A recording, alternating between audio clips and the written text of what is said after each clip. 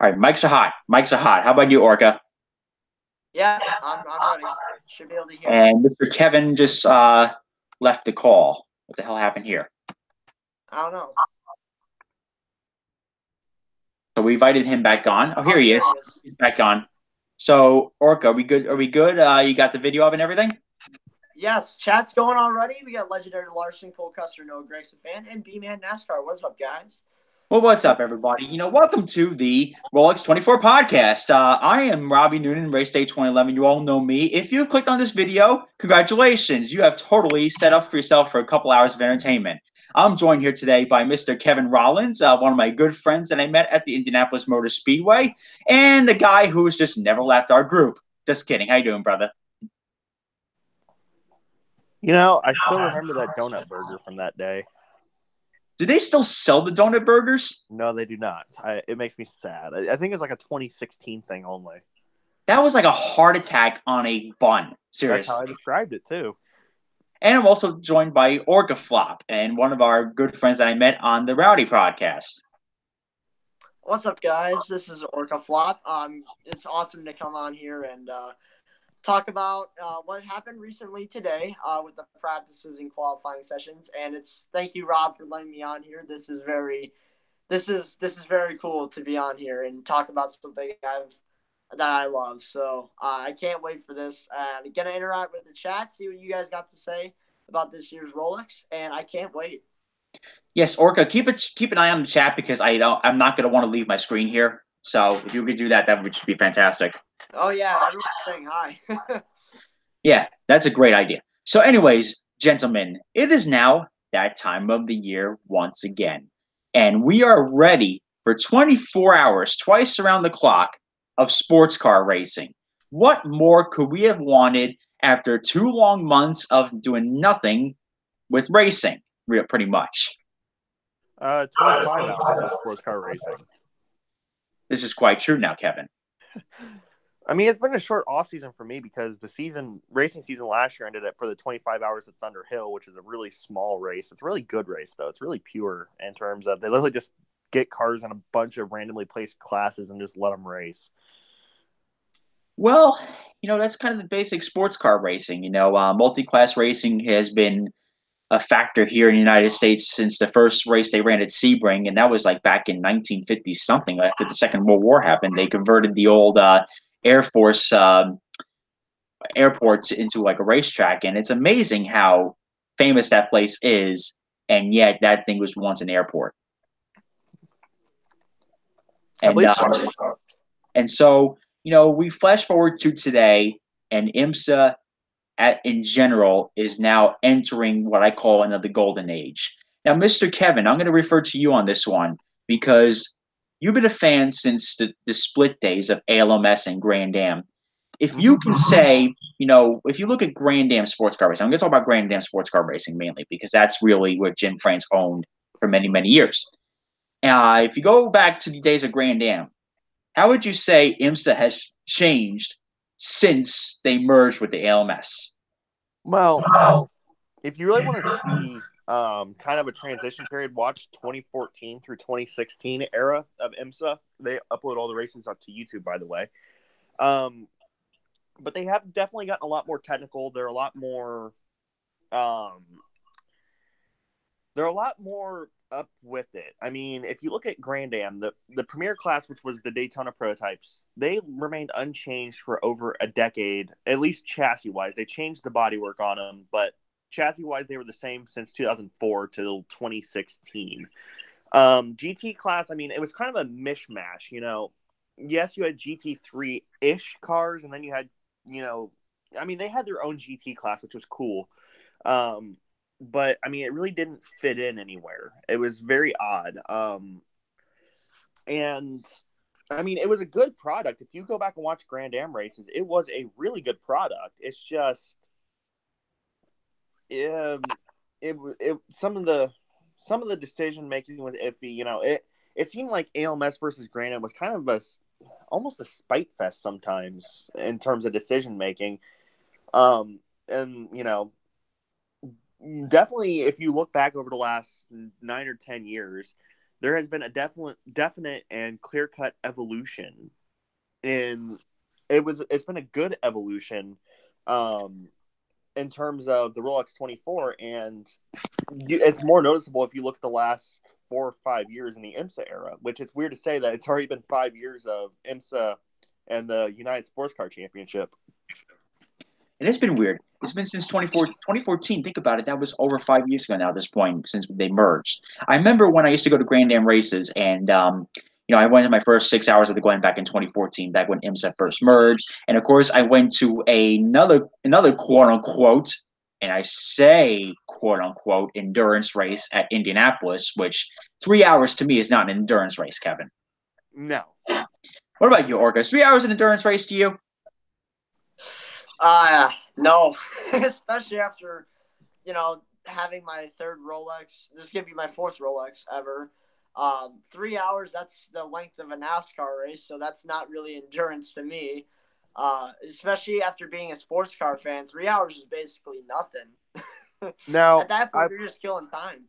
I will say it is an endurance race if you're a fan in the middle of like 90-degree weather at Mid-Ohio and it's humid as shit. That is a test of endurance, my friend. And you have no bottled water. I made that mistake last year. Or how about go to the 6 hours like David and Brian did this year? That was like a 95 degrees with like God knows how many percent humidity that was. That was brutal. But so we talked about IMSA now, and I want to refer to Orca for this one. Since you're kind of like the newcomer into IMSA, you've been a fan for a couple of years now. They call you a newcomer. Yeah. Compared to us, you're kind of a newcomer, my friend. I don't know if you've ever been to an IMSA race before, but I'd love to go to one. For all the newcomers that are kind of watching this video and they're kind of like, I don't really watch IMSA outside of the Rolex 24 every year, which that's how I started, believe it or not, watching sports car racing was just the 24 hours of Daytona. What intrigues you into sports car racing that you can sell to the people who are watching this video, or people who are going to watch this video, let's say the morning of the 24 hours or after the 24 hours and thinking like, oh, maybe I want to continue watching IMSA? I think the one thing that really got me into sports car racing solely was just overall the community and manufacturer competition. It's not like NASCAR or any other form of motorsports where it's like solely competitive on the drivers themselves and not as much on the manufacturers and teams. I think the thing that makes sports car racing so unique to me is just the diverse way of competition it is from other motorsports and how overall just fun. The overall atmosphere in the community, the fans as well are great. I've talked to IMSA fans like you guys and everyone else. It seems like it's just overall, I think it's such a diverse it's one of the most diverse types of racing you can witness. And I think with that alone, that provides good racing because for the NASCAR fans in the chat, it's similar to how NASCAR was in like the 60s and 70s, win on Sunday, sell on Monday, except in this sense, it's got a lot more manufacturers than probably any other motorsport I can think of off the top of my head right now. And it's funny because they're all competing with each other, and you'd think that'd be really boring, but they're all because they're so competitive, it just makes such this pure but entertaining part of the sport because, of course, drivers have a big part to do this as well. It's just the uniqueness of sports car racing is what intrigued me, and just the manufacturer competition with the teams and stuff like that, and the drivers as well are good too. I'm not counting out the drivers. You got guys like Ian Magnussen, the father of Kevin Magnussen, who's the F1 driver. He's a very staple driver, and the drive. That's just one example of many I could give off right now. But drivers like that, the drivers are also very, very nice people. You can go meet an IMSA driver at any time. I've never been to a race, but I've seen people go and meet and talk to IMSA drivers.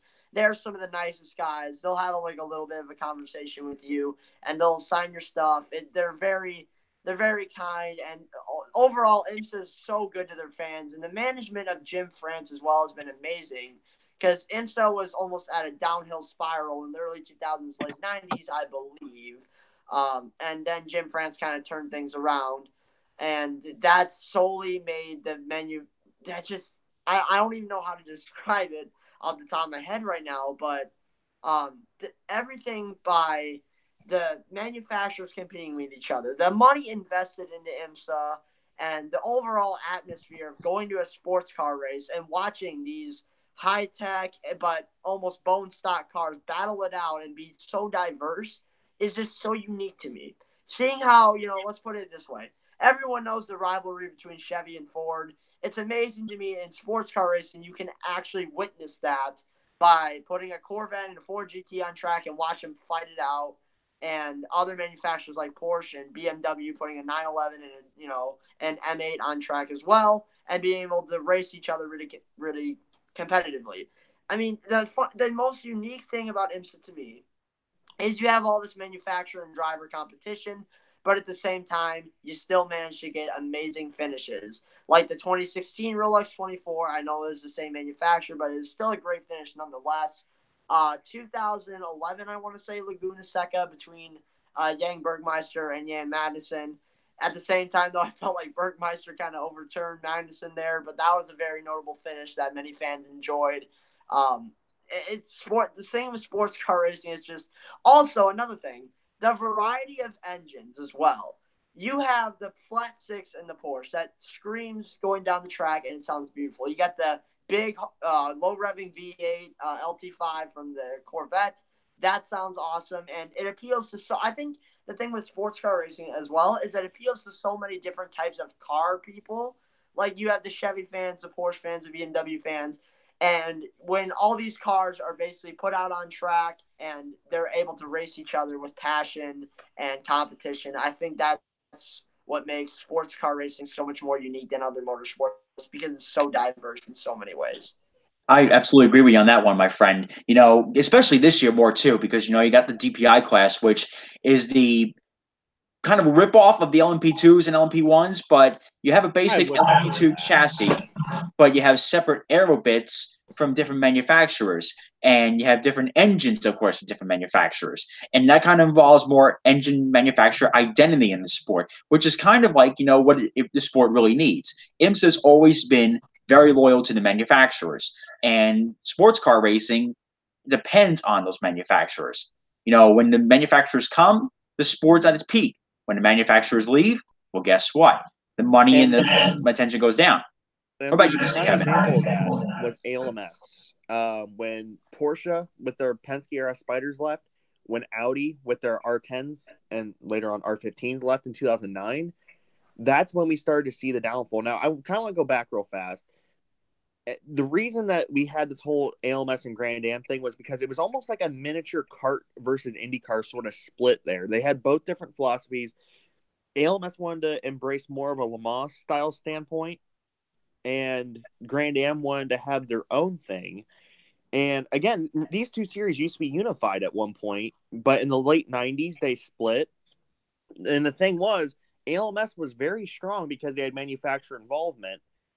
And then when that manufacturer involvement left, they only had maybe 6 cars in total between the two classes. I mean, very weak prototype fields. And yes, they had a strong GT contingent, but not everybody cares about the GT cars. More people care about the prototypes, in all due respect and fairness. So ultimately, ALMS was dying off. IMSA realized because ALMS was IMSA's big golden ticket. It was their big series. And so they needed to do something. Grand Am was actually doing relatively well. And so then they decided to merge them, which could not have been a better decision because now I can say IMSA really is in a golden age, and it started, I would say, in 2016 because 2014 and 15, if you look back, IMSA was a mess. To be frank, it was a mess because it really was two series kind of gelled together. And, there was a very big discrepancy between the Daytona prototypes and the P2 cars, and it was very noticeable. If you look at the 2014 and even 2015 Rolex 24s, there was, the top 5 or so is all just Daytona prototypes, and you don't want that because it scares, well, not scares away, but it takes away from the European teams that want to come over. The biggest being Oak Racing, who left after 2014. But now that they've entered their own era where they're doing their own thing, which is a good thing, they are right now in an era where they could pretty much do anything, and it doesn't seem like they can do much wrong except for the LMP2 split. We'll get to that. But the whole thing behind DPI is great. It's, everybody who races P2, which is I hate to say it, but it's the premier prototype class in the world right now because it's accessible to pretty much anybody. They all have these 4 different chassis, and the whole reason that it's there, not to go off topic too much, but the whole reason that there is only 4 manufacturers in P2 is to push other manufacturers into P1. And it worked with BR Engineering and SMP Racing. That's the prime example. But anyways, everybody has these chassis. All they have to do is get the motors and get the bodywork to race in DPI. And what worked before in 2017 and 2018 is, or they could just bring their cars over from WEC or ELMS or wherever and just, slap different number panels on them and race them. Unfortunately, that's not the case anymore. If you want the best example, Joda Sport, who literally took their cars straight from the 6 hours of Bahrain in November of 2017, brought them to literally where I live in Brownsburg, Indiana, and had Wayne Taylor prep the cars and then ship them to Florida and race them. And then they went back to WEC spec. I mean, unfortunately, they took that away. But, I mean, it proves, though, that IMSA is strong right now where they can have their own formula but yet embrace a global formula. It's incredible. All you got to do is take a few parts, like you said, take the engine, get the aero bits, and you got yourself a DPI car pretty much. Mm-hmm. And that's kind of a cool thing about it. And this is kind of like where we're going to lean into here, talking about this year's race with the DPI class. We have a lot of strong contenders in DPI this year. I mean, look at the prime example. Mazda, when it was Speed Source, was a joke of the series years ago. And now you are talking about them being P1 now coming onto the grid for the 24 hours. But here's the thing. They were a joke when they had their Sky Active diesel, which, I mean, for all intents and purposes, that program was doomed. I mean, you had a Lola car in 2014. Lola disappeared after 2012, I believe. 2012 or 2013 is when Lola went out of business. And later would become Multimatic. But anyways, but those cars didn't have many spares, and they had a lot of cooling issues with that car. And then they went to their not normally aspirated, but their turbocharged petrol engine, which showed an extreme good pace. And it's not like Speed Source was necessarily weak with their petrol engine. It's just they were not effective when it came to making repairs to the car. I mean, the car was fast, but they just didn't have the resources. Speed Source, they won the Rolex a couple times with the GT car, the RX-8, I believe it was. Oh, yeah, somebody was talking to me about that earlier. They said they were very competitive when Sylvain Tremblay and those guys ran the Speed Source number 70 GT car. Yeah, they were. And the Mazda was the car to have in GT, but the thing is, when it came down to it, they were not effective when it came to repairing the car. And also, another big key to this is Ghost Racing, after the Audi Sport program, they didn't have any programs. So obviously they're going to go searching for something to do. And when Yoast Racing comes knocking, you can't ignore them. I mean, look what they did to Audi Sports program. Even before then, we knew it, or, even before then, they were a very formidable team when they ran Porsches. But there's no denying that they are one of the best, if not the best, LMP1 team in the modern era of prototype racing. And you cannot ignore them. You absolutely cannot ignore that, because if you look at Le Mans back in the mid to late 2000s, if you wanted to win Le Mans and you run a factory program such as Peugeot, Porsche, Toyota, you all looked at that Audi program and you said, hey, whatever Audi's doing, we're going to do the same, but going to try to do better. They were the class of the field in those years. And when Yost came knocking on the door of that Mazda program, I mean, how could Mazda refuse? And now we are seeing the Mazdas now breaking the track record at Daytona. And I'm going to run this by both of you, gentlemen. I'm going to run by Orca first here. So we have the Mazdas really fast on a qualifying lap. We've seen them time and time again from the Roar to now, fast in practice, P1 in qualifying. But the $64,000 question, or for us classic TV show fans, $99,000 answer, will they last the full 24 hours? I know everyone kind of pokes fun at Mazda for this, so it's kind of ironic. But I think if the reliability still bites them, then I at least think one car will make all 24 hours, assuming maybe the number 55, just because 77 might have maybe over pushed in qualifying, maybe pushed the engine too much. I mean, after all, Jarvis ran that engine at high RPMs. I was watching Jarvis's lap. He ran the car at high RPMs. So, but I don't know. That probably has nothing to do with it. But if you think about it, I think not running a diesel engine anymore. Pretty sure they're running a straight six now. I think the straight six is going to be a lot more reliable than a diesel engine, considering the diesels make torque, and I think with too much of that can overhaul the engine, especially with a prototype body. And I think that's why they prove to be so unreliable. And now with an inline six, I think you got a smaller engine, and plus it can create more boost. So with that being said, an inline six can take a lot more of an endurance than a diesel engine. So I think, overall with Mazda's speed, and apparently Sprint 9988 said that the Mazda DPI cars didn't go out for the night practice, which is odd to me. Save the cars. Yeah. I mean, I can understand that, but I still would, if I was a team leader, I would want to test the cars out at night to make sure they can handle the endurance of a different track condition. But they don't need to. Most of the other teams have amateur drivers that need to get night running in. The Mazdas, their driver lineups are all pro lineups. They don't need to run it at night. Like, some teams have to. They don't need to. Save the cars. Right. I understand that too, but, that's just my personal perspective. But I definitely agree with you on that.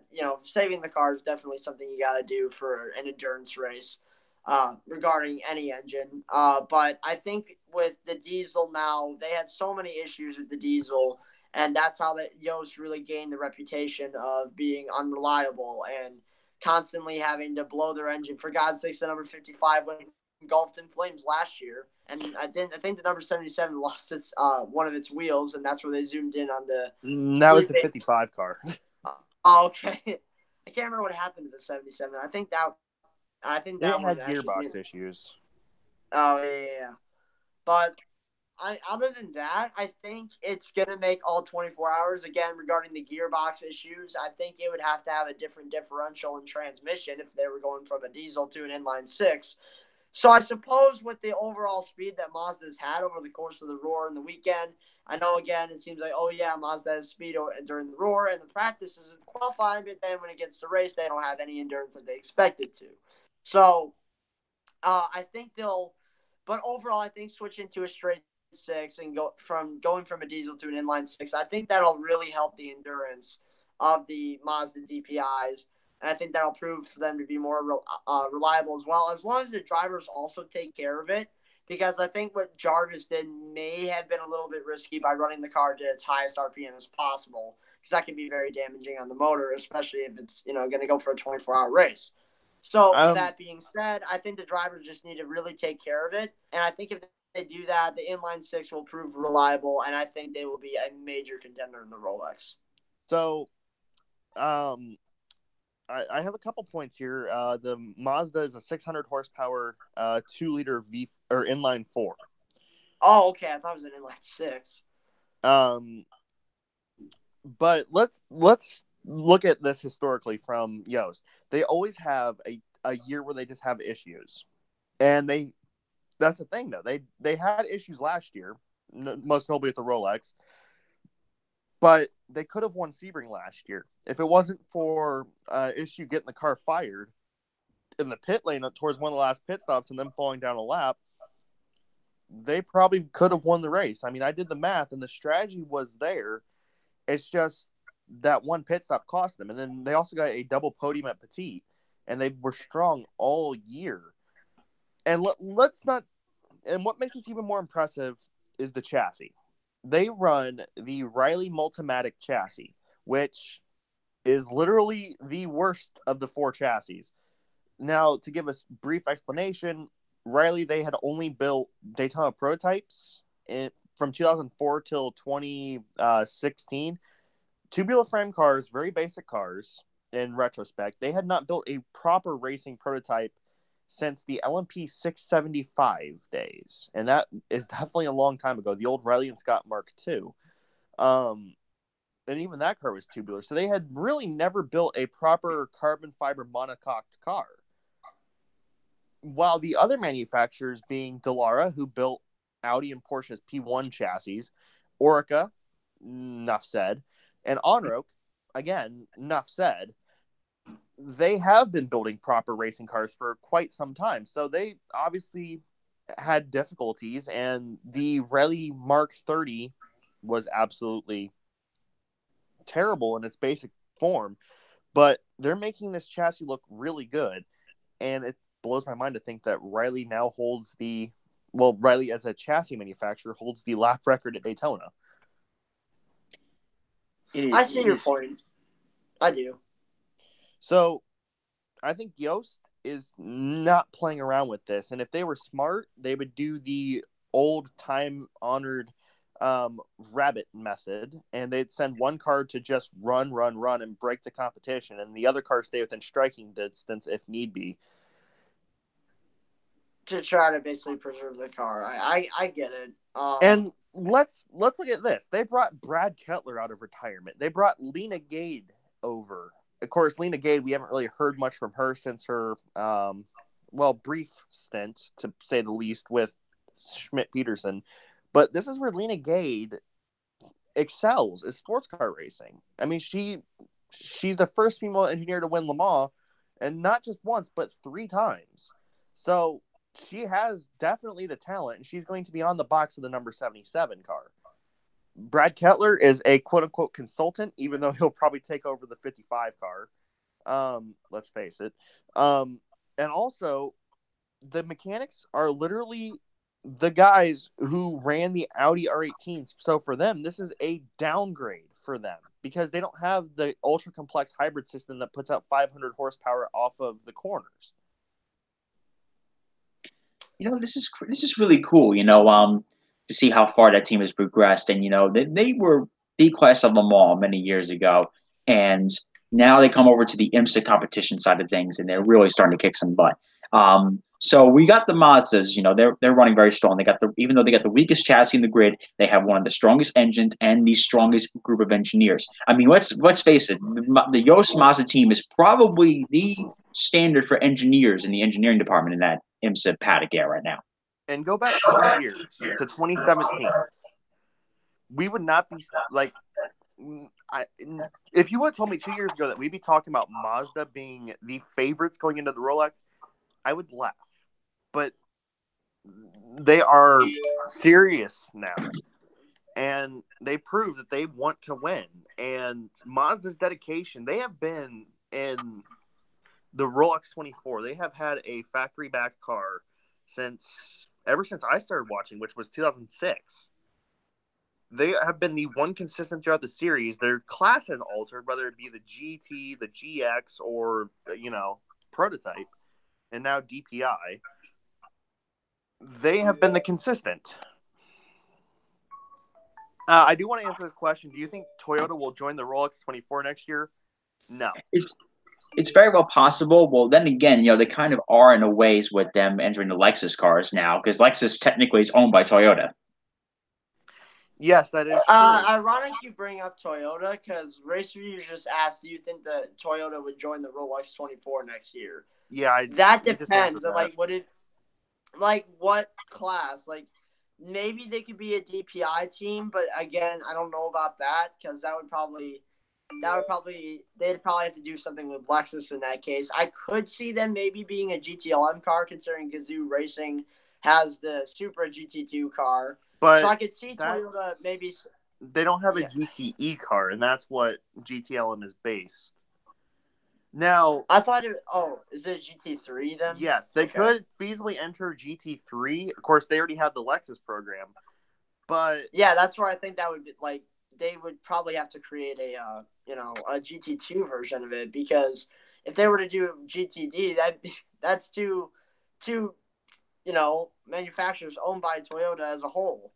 You have the Toyota Supra, and then you have the Lexuses. So it's like, would that kind of interfere with things? I don't know for sure, but like I just don't see that happening, seeing how they already have the Lexus program in GT Daytona.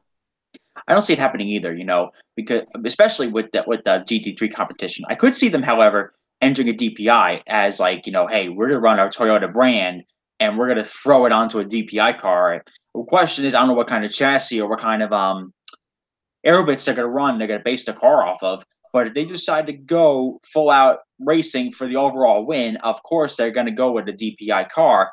But I think Toyota's pretty set with their GT program, because if you look real closely, Ames Sullivan Vassar team, that team is kind of a factory team. And we kind of put that in air quotes a little bit, because Acura from Meyershank and the Sullivan Vassar team, they kind of already are factory funded teams based off of Lexus and Acura. So I think Toyota's set. They kind of like the Lexus program over in GT3, but if they really want to win overall, they got to go show up with a DPI. They got to show up with a Toyota branding, their own engine, and slap on some good drivers in there, because it's going to be wild. here's the thing: if it happens, it won't happen next year. No. Because Toyota is expected to announce their commitment to WEC for 2019 through 2020 super season, or the 2019 through 2020 WEC season. And then they're expected to pull out because of the hypercar regs. And IMSA is not looking to adopt that, by the way. They're looking to continue doing their own thing, which is a brilliant idea. And that's Good. not being sarcastic. But the thing about it is, and I'm being very hypothetical here, if Toyota were to choose a chassis to do a DPI with, it would definitely be the Orca, because there is history there. Because from 2012 till 2017, those cars were staffed by Orca, and the chassis were built by Orca. So there's already connections there. The only thing is now is Orca, their main focus is with Rebellion Racing, because that is an Orca car. They have built that car. Oh yeah, and I'm glad Rebellion Racing's still around. And now they're back to LMP1 competition, I would assume, in WC, right? Yes, the Rebellion R13. That's great. I'm glad that they're back, and that's really good to hear about that. I know they competed in LMP2 for God knows how many years. They were around as well for quite a few seasons with us. And they competed in P1, and then they went to P2. They were very stupid to go to P2 in 2017, because they would have won overall at Le Mans if they would have stayed in P1 in 2017. But they went to P2 for the 1 year, and then they came back to P1, realizing they made a huge mistake. You know what? Because that race in, what was it, 17 that they could have won overall? Yeah, they could have. You're right. Predictions on who will get last. I already said it in my video. At least for GTLM, I think both BMWs are going to finish second to last and last, which sucks because Zanardi's going to be in that car, and I would like, as much as we would love to see it, Zanardi winning and having just one of his probably greatest career wins of his life.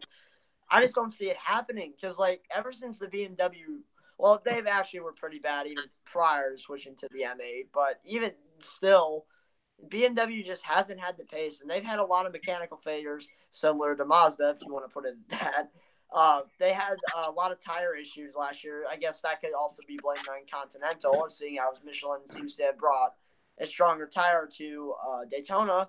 But at the same time, though, the BMW just lacked the horsepower and I think overall downforce that even the Corvettes, the Porsches, and the Ferraris had. And that was last year when Ford was whooping everyone. And BMW was by far the slowest in GTLM class. So I don't know what to predict for GTD or DPI, but I can tell you for sure I'm pretty I'm banking on BMW finishing second to last and last because I've distinctly noticed them the most as having just a lack of horsepower and just a lack of everything else that seems to be that the GTLM teams haven't topped it very well. Plus, their driver lineup isn't that great. Of course, you got Zanardi and Connor DeFilippi and the other two cars. But other than that, I think the driver lineup is lackluster. But other than that, the only notable thing from BMW from last season mainly was the Virginia one. Other than that, they were very mediocre. Well, keep in mind, you also got the BMWs. Yeah, they're pretty slow. They're not fast cars. Especially since they brought the M8. Especially since they brought the M8, they have not been fast. I mean, consistently, they are kind of at the back of the grid each and every weekend. We're not counting the part that some cars could have mechanical failures. Some could fall out of the race. Some could crash out. But there's one car I want to point out that was surprisingly quick. And actually, this kind of came as a shock to me, and I want to get your input on this. I was pretty impressed with the Risi Ferrari, how quick, in retrospect, that car was. By the way, I wanted to say Rob real fast. Skipper is messaging. Oh, no problem. Yeah, so why don't we try to get him on here? Also, I want to say I'm not shocked by this. The Risi Ferrari, historically, that team has been very good. They won Le Mans 2 years in a row in GT2.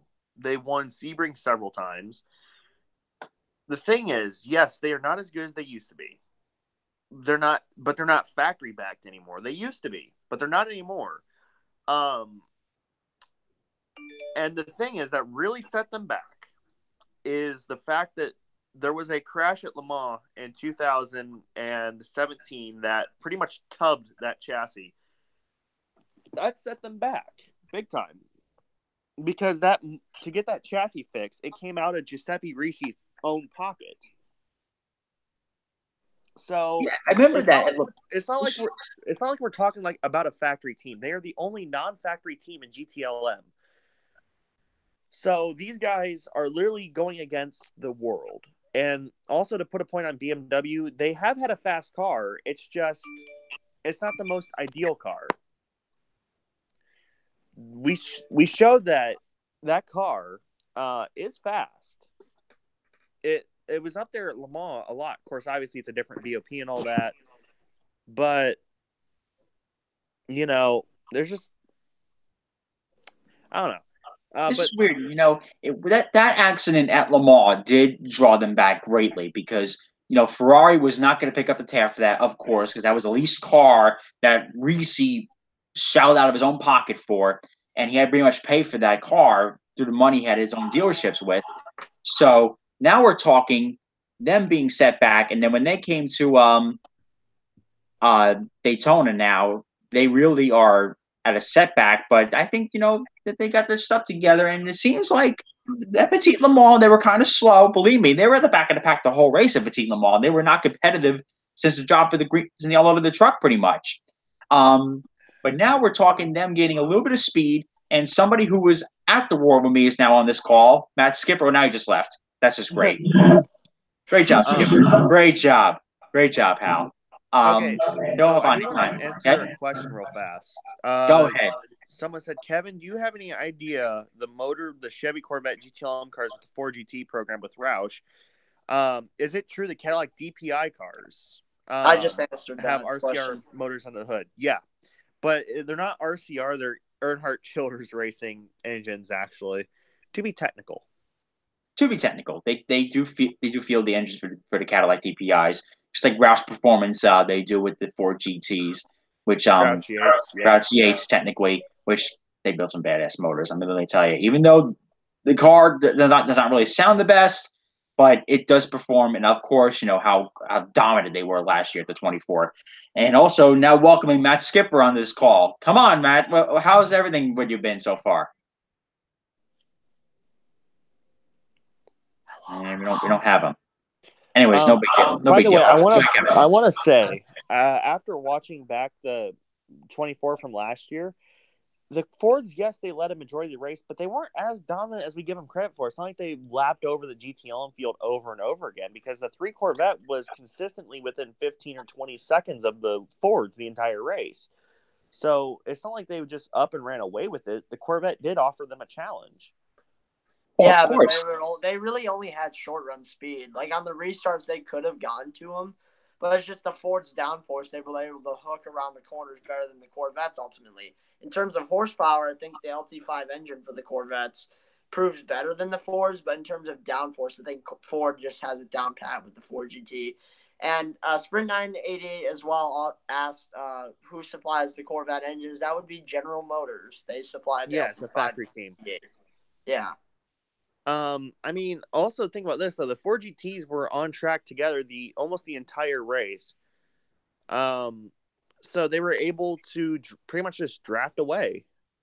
And by the way, the draft is a huge part of this race because a majority of the track is on the high banks. Of course, that's how the Corvette was essentially able to get the mock pole over in mock qualifying about a couple weeks ago back at the Roar. So they were able to get the draft off each other, and that's how the number 3 Corvette, I believe, was able to get the pole award. Yeah. You can tell, even with every body style of GTLM car or DPI, no matter the aerodynamics, the draft still plays a lot because, like Daytona, I think of all tracks on the IMSA schedule, drafting matters the most because the high banks, the straightaways, you really need to rely on the horsepower. And that's why I really feel that Cadillac's been good here so lately because I feel like the ECR V8s have provided the most horsepower of mainly any other prototype. Now, that being said, however, this seems like the Team Penske's and the Mazdas haven't figured out if, again, the Mazdas can last 24 hours. But I just feel like it comes down to horsepower if you're able to draft with another car. And I don't know if you guys were watching qualifying or not, but I was watching the NBCSN broadcast. The reason I say the aerodynamics don't matter is because you saw the 911 Porsche be able to draft off the number 4 Corvette of Oliver Gavin. He almost made a pass going to the bus stop.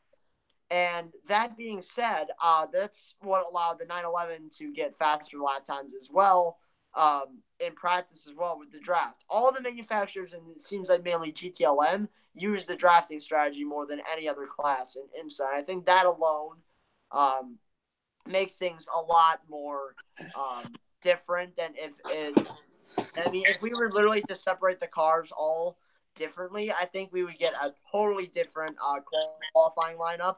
But because of the draft, I think that really just changed everything and threw a curveball into it. Well, here's the thing, though. Corvette utilizes the draft more than anybody else. We saw that when it came to the qualifying for the pit selection. They sacrificed the 4 cars' time for the 3 and the good of the team.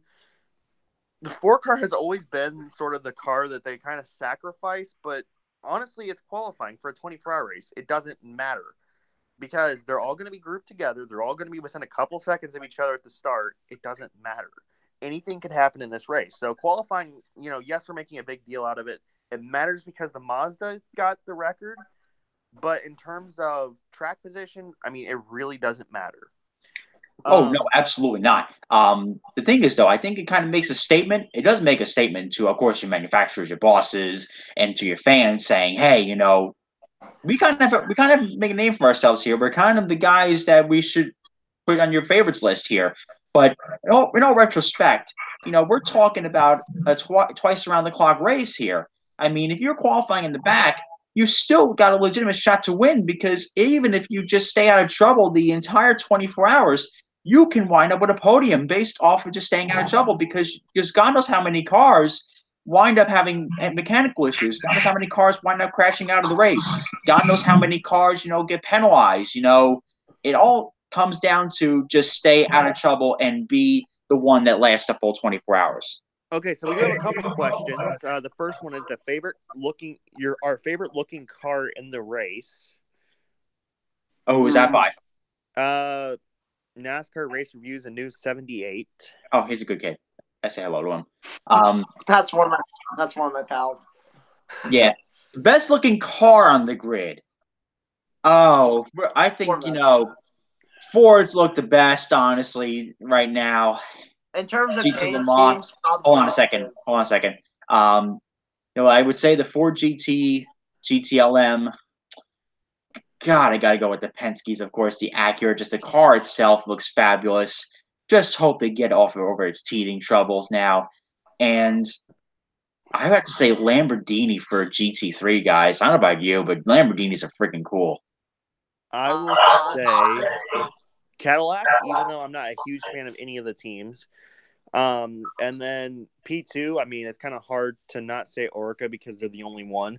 GTLM, I like the Corvette, but it's old, so I'm going to say Porsche. Even though, again, I got someone down the street from me like saying Ford. And then in GTD, Audi. Okay, here's mine.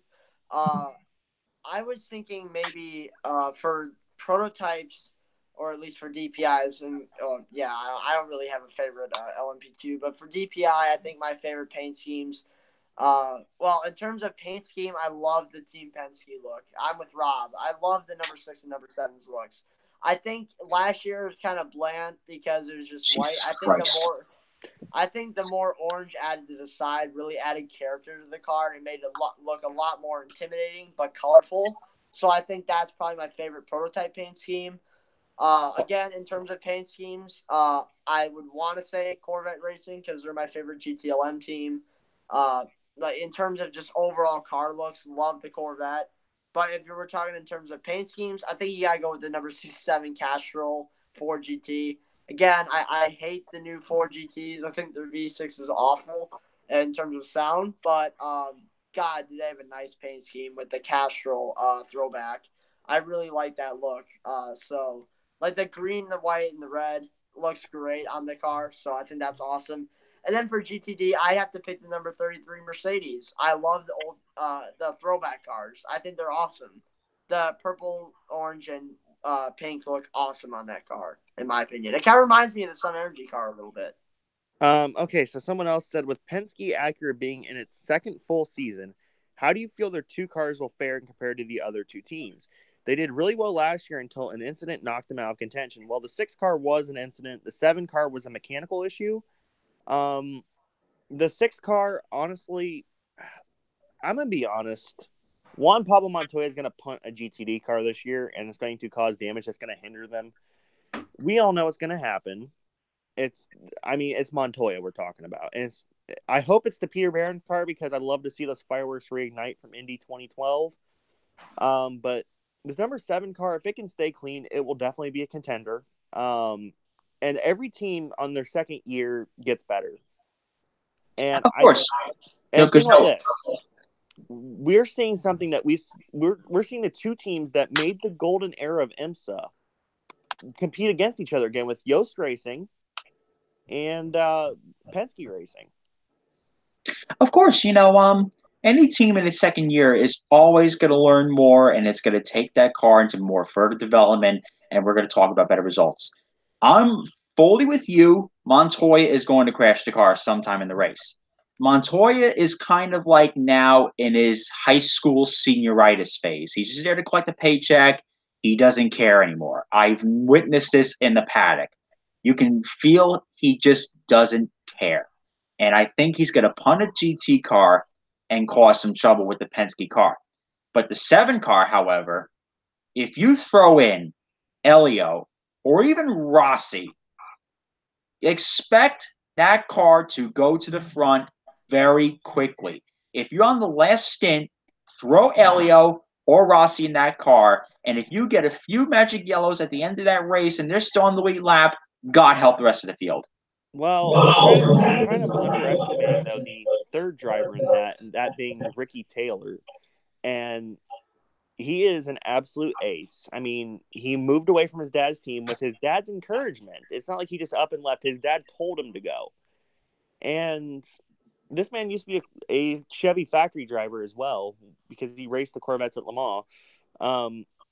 So, you know, I think Ricky Taylor is probably going to be the closer, to be honest. Rossi's there. I mean, here's the thing. Rossi has not raced the sports car since 2014.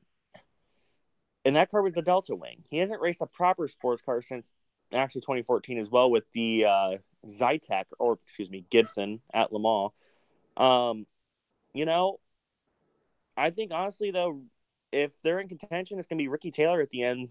They're going to put in as their closer. Well, who knows what Roger Penske's got up his sleeves? Quite frankly, those three drivers, man, I hope they win the championship this year. In Go my ahead. opinion, like I agree with Helio and Rossi being total contenders in that 7 car, but I'm with Kevin here. I think we gotta remember Ricky Taylor. You saw what he did in 2017 Rolex. Yeah, sure, they had the It was controversy controversial. with the Philippe Albuquerque, but they both made those things. Yeah, even still though, I think over the course of many years we've seen Ricky Taylor prove himself, and he can definitely wheel a car, especially under pressure. I feel like Ricky Taylor really does well. We've seen it when he drove for his dad's team, Wayne Taylor Racing, in the Continental Cadillac. He raced that car well, even when it wasn't competitive. He could still put it in at least a top 5. And he's just been able. We've seen again when he drove for Corvettes at Le Mans, he ran pretty well. He pushed the car to its limits and got it up into contention for a little while, and then they kind of fell off. But I just think over the stint, it seems like the 7 cars just has a great driver lineup overall. Ricky Taylor really knows how to push the car, and so does Helio and Rossi. They're pushers, and I think that's what I think more IMSA teams need to look at. They need to look at drivers who push. Not push to the point of destroying the car, of course, but push to the point where they're aggressive enough where they can outperform the car. And I think that's what Taylor, Castroneves, and Rossi have done perfectly.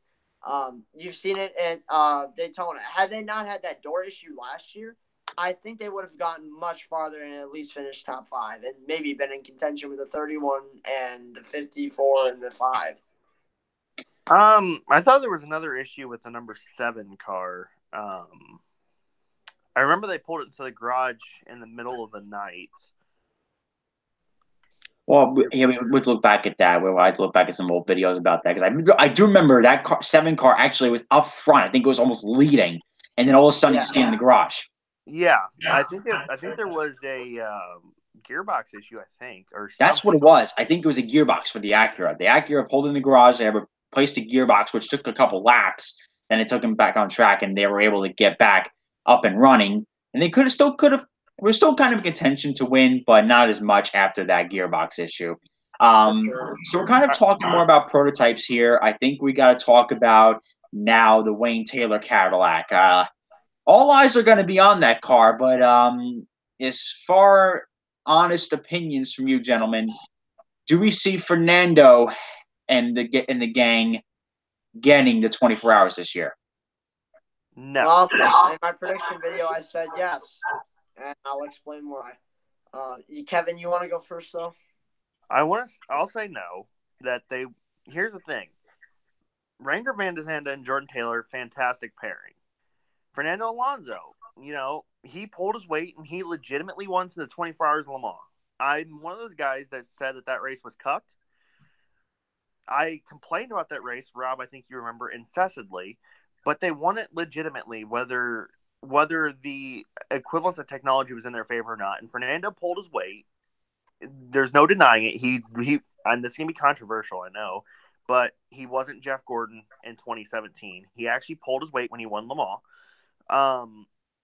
But the thing is, the unpredictable element is Kamui Kobayashi, in my opinion. He's historically one of those guys that, yes, he is very fast, but he hasn't necessarily been the cleanest racer. He's made mistakes. He's, I hate to say it, but he was at the wheel when the number 7 Toyota broke at Le Mans 2017. It wasn't his fault. It was a miscommunication, yes, but I mean, and he also holds the track record too. Let's keep in mind at Le Mans with a 3:14, he blew it away by over 2 seconds. He's fast, but he's a little bit reckless. And yes, they do have full course cautions. Just to answer this question real fast, sorry. But in the past, we've seen that their philosophy of giving the drivers a chance to correct the issue themselves has kind of backfired. Cry the Delta Wing incident when there's a PC car literally in the middle of the racetrack and the Delta Wing crashed into it. But there is full course yellows, but they don't throw them immediately. No, they don't throw them immediately because they give the drivers a little bit of time to correct their mistakes, and they give them a little bit of time to get back on track. Because, like, let's say for example, let's say hypothetically the Motorsport Audi spins off into the tire barrier over in the East Horseshoe, the West Horseshoe. They'll give the car a little bit of time for it to get back up and get back up and running again. But if they need to get a tow out there, then guess what? Then they'll throw out the full course yellow. They're not going to throw the full course yellow right as soon as the car is spinning it before it stops. Well, and also they will throw the full course yellow immediately if it's a major accident. Oh, absolutely. They'll do that. So they do have very good discretion. Bo Barfield is really good about that. Bo Barfield. I remember that name from IndyCar. Yeah, he ran the series in 2012, I believe it was, or 13. 2012 to 2014, and that's when in 15's when he went to IMSA. Went to IMSA. Yep. All right. So, Orca.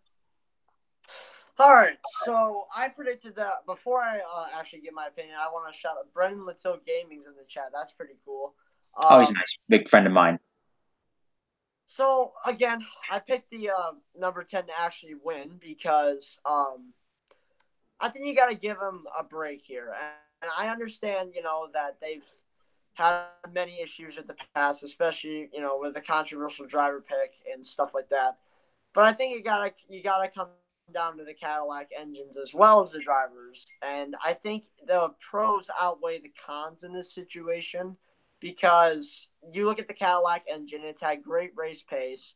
And a lot of, people have been looking at the number 10 DPI, and it's like, hey, he was having tire issues a lot during last year. That's why they threw from the race. Yeah, I know. But at the same time, though, you got to think. That was with Continental. And now I think Michelin has brought a much better tire to Daytona. So with this new tire, I mean, sure, it's a bit unpredictable, but I think we can all agree it's probably going to be a lot more reliable than the Continentals were. Oh, yeah. And I think with that being said, I think the 10's going to be like how it was in 2017. They're going to find the race pace, especially during practice. I think they are practicing tomorrow, whether that be before or after the – okay. But – I just think they're again, a lot of the Cadillac teams have race pace, but I think the 10 team alone has found ways to do things that any other team hasn't been able to do. Sometimes they'll play a different strategy. Sometimes they'll gamble on pit road. A lot of things like that. And I think with with Fernando Alonso behind the wheel, you got to think he did the Rolex last year. Was it for Dragon Speed? I wasn't. No. No, it was for United Autosport. Yeah, that's right. That's what I was thinking of. I don't know. Their cars look kind of like Dragon Speeds to me. But Alonso, he drove that car pretty well, even though it was an LMP2 car, and it wasn't going to be as fast as the Cadillac DPIs last year. But I think Alonso proved himself pretty fairly, and I think Alonso, again, with the F1 experience and the veteran experience of the team, as well as guys like Van der Zandt and Jordan Taylor, I think Alonso is going to be able to take that car and run it pretty well. Jordan Taylor's another guy who I think gets overlooked because of the success of Ricky Taylor. I think he's pretty good as well. He qualified the car pretty well. I think he drives the car really good. He's been able to push it sometimes, maybe over the limit and be kind of reckless. But at the same time, I think there's something about him that just makes him somewhat key to the team, not because he's the son of Wayne Taylor, because of the fact that he's got similar aspects to Ricky where he does better under pressure, where he drives the car better and pushes it better, but not to the point of it breaking when he's under pressure. Now, I forgot, who's the other driver you said, Kevin? I forgot. Kobayashi? Yeah, I've heard about him multiple times. I don't know about him. I don't think that's going to be their strong suit, but again, if the Cadillac engines I think ECR has really worked on the Cadillac engines, and I think they're going to supply them, and they did supply them. I think they're going to be a lot better than they were last year. I think they'll prove to be a lot more reliable because, honestly, I think last year was kind of a fluke incident because 2017 it wasn't that much of a problem. Well, okay, I want to point out, though, that they were not running the same engine that they ran in 2017 last year. They downgraded it from a 6.0 liter to a 5.5, or 6.2 liter down to a 5.5 liter engine because they were that far ahead. So they actually downgraded their engine so they could be more, on par with everybody else. But I want to say, Cadillac out of the box, the Dallara chassis was designed for the Cadillac car. They were developed hand in hand with each other. They were straight out of the box the most dominant, as we saw in 2017 at the Rolex, and Wayne Taylor Racing themselves won the first 5 races of 2017. But I want to put this out there: everybody else has caught up. Everybody else has developed their cars now, and they've caught up. Well, when we started out with the GTI era, the Cadillacs were the absolute best. It was the number 10 Cadillac for God knows how many races. And if you can recall, in the first couple races of the season, each time the Cadillac would win, they would downgrade and downgrade and downgrade their BOP levels so that they could be more par with everybody else. But now we're talking, since everybody has a couple years to develop their cars, like you just said, we are pretty much now at an equal playing field, quote unquote, to a certain degree. And the Cadillacs do have an advantage. Yes, they still have the raw horsepower, in my opinion. I think the Cadillac is one of the strongest engines on the grid, if I'm not mistaken, just based on horsepower alone. But we're now talking like any one of these manufacturers can come out with a Rolex watch at the end of the race. And I wanted to go say this real quick. This is my kind of prediction here. I think Wayne Taylor is going to show up with some speed. They're going to start off the gate really fast. I mean, where are they starting now? I'm going to look at my qualifying here. They're going to start 6th. So that's not terrible for a qualifying spot, especially for a 24-hour race, considering if you just stay in line for a couple hours, and you mind your own business and get some spots, you could be well in contention by the time night falls and just stay out of trouble the whole race. But I don't think they're going to win. I don't think Wayne Taylor is going to win. If any Cadillac team is going to win, it's going to be the number 31 Action Express car. That's the one I think is going to win the race. Action Express every year shows up with a strong, powerful car. And this year they have Pippo Durrani. You throw Pippo Durrani in that last stint, you throw any one of those Penske guys in that last stint, you're going to just grab the popcorn and watch the show. That's all I got. Mike Conway, I think, is pretty underrated. I remember him pushing the car pretty well and getting it faster than it was. So I think is he driving the 31 this year? I don't know if he is or not. Durrani? No, Conway. 5 car. He is. Yeah, he's in the 5 car. The 31 is Nasser, Curran, and Durrani. Okay. Okay, so I want to answer a question real fast. Why are the pit stops 3 minutes long? They're not. They're generally about a minute, and also because they're not like NASCAR where the pit stops like 10 or 15 seconds or whatever. It's because they actually put on fuel for probably 45 minutes for a 45-minute to 50-minute fuel run. They're not banking on a caution coming out in 30 seconds. Also, practice 3 results are out, and a team that we haven't talked about yet, and that really hasn't been talked about much at all. Core Autosport paced it. I was actually going to bring that up. Well, I want to put this explanation point. BMW paced GTLM. Wow, so they kind of fooled us a little bit. That's good news, though. But we're talking about. Go ahead. There was a 0.002 of a second gap between them and the 911 Porsche. Hold on, let me look. That's what I want to bring up too, because when we were at the war, the whole grid was only separated by half a second. So the BMW ran a 143.315. The Porsche ran a 143.317. Wow. Very close. Whoa. It's just 25 too. Wow. That's the team I predicted that would wreck. Oh my gosh. And the number 96 BMW is faster than GTD. And they were also the slowest, I believe, in qualifying earlier in the day. Yeah. Also, you know what though? It might be another draft thing. I'm not for sure. Number 4 Corvette is third fastest. The Ford's like a lot faster. The Ferrari and the number 3 Corvette slowed down for sure. You can and tell. the whole GTLM field is separated by under half a second. That's even closer than what we saw at the Roar. We saw half a second at the Roar.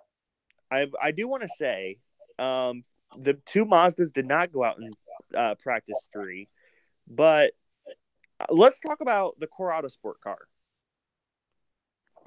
I wouldn't mind talking about that because that team is basically now what ESM used to be.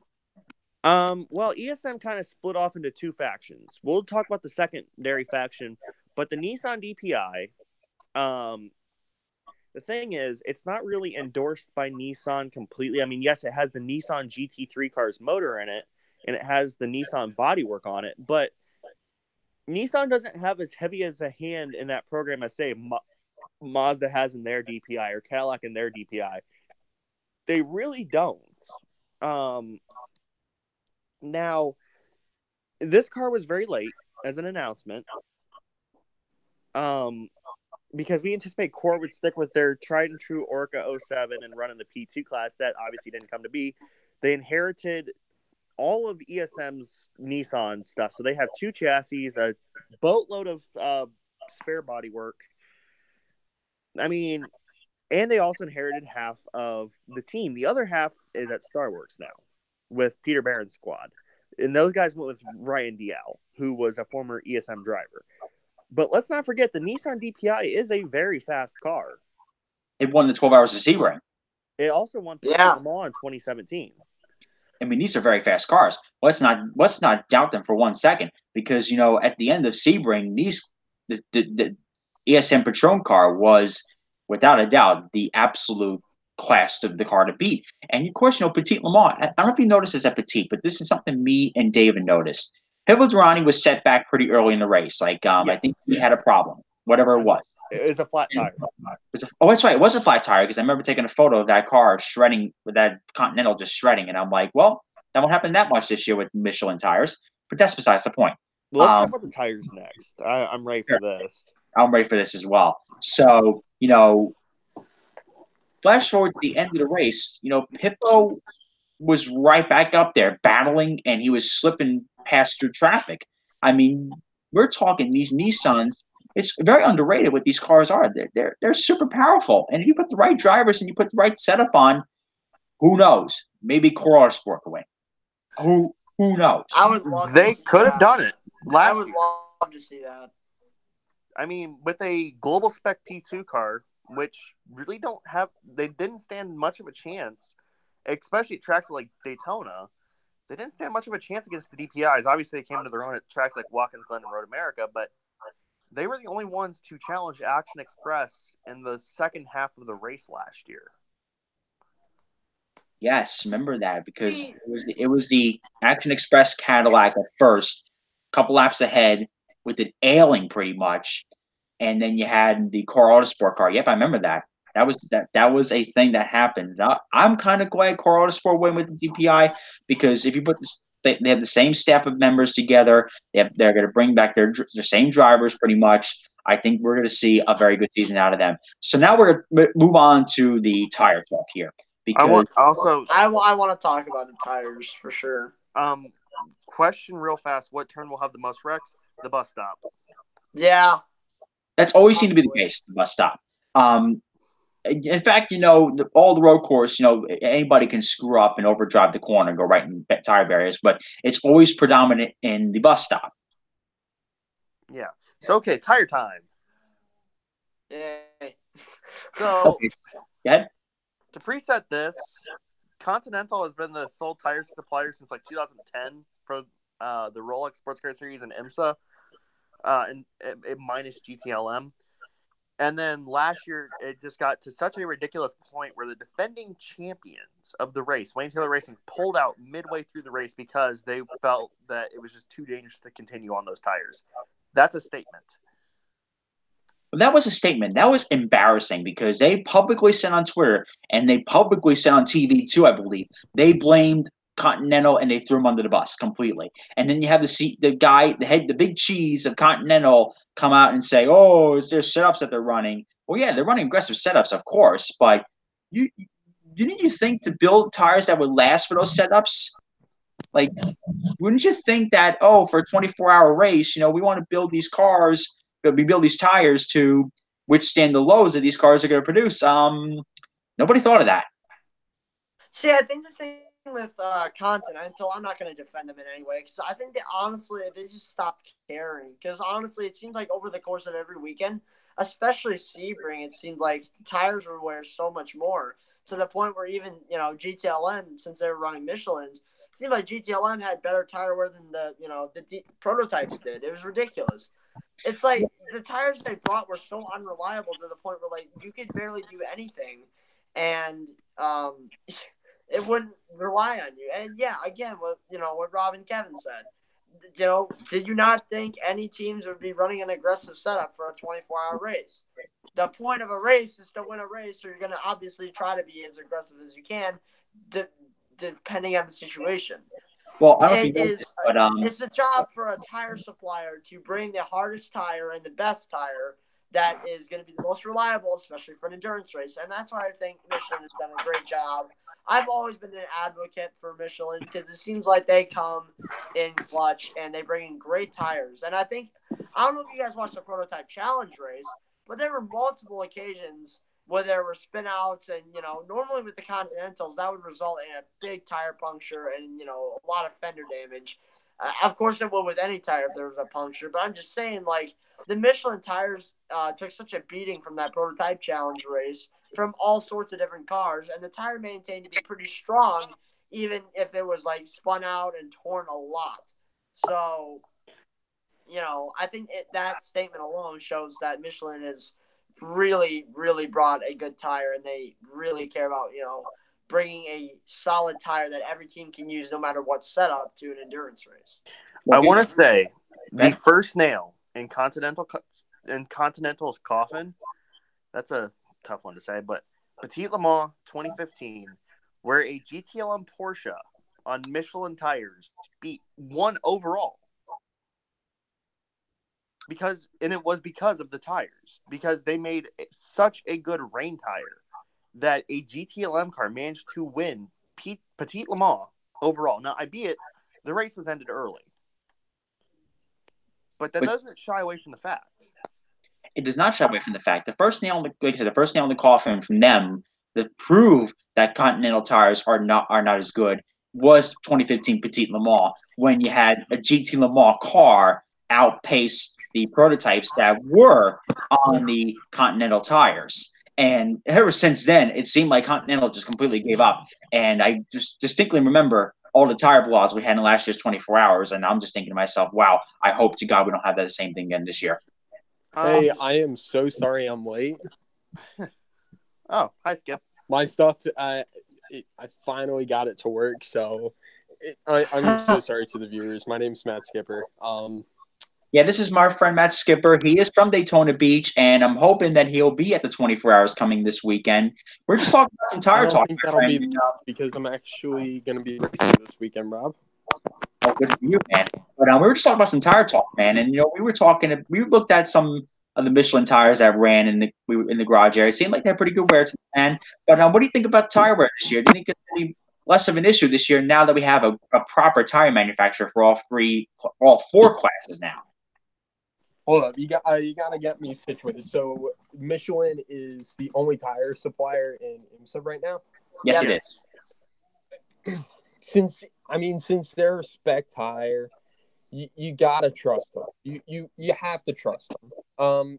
I feel that the only problem I've ever seen with Michelin was USGP F1, but that's F1. Some odd years ago. But if you talk to Michelin, they won the 24 hours of Le Mans the same weekend. Say that again? They won the 24 hours of Le Mans the same weekend, so U.S. Grand Prix never happened. Yeah, but point is that I think that Michelin is going to come out with a good tire. I've heard good things about it, and hopefully that goes to plan. I hope everything works out. Same here. I really hope everything goes to plan with those tires. And I mean, they've been pretty reliable with the GT Le Mans class. I mean, the whole 24-hour race, I think we only had one blowout the whole race, and I don't think that was something that was their fault to a degree. But we're I talking think now that was caused some really good tire wear, and I think we're gonna have an incident-free race as far as that's concerned. But that's pushing a lot of luck. Well, I do want to point out that the Continental tire was the weakest with the rain tires. The most prominent example was the Brendan Hartley crash with the number 22 Nissan in 2017, and this actually happened to a lot of cars, where they were literally sliding off the track because they could not get tire temperature into the tires.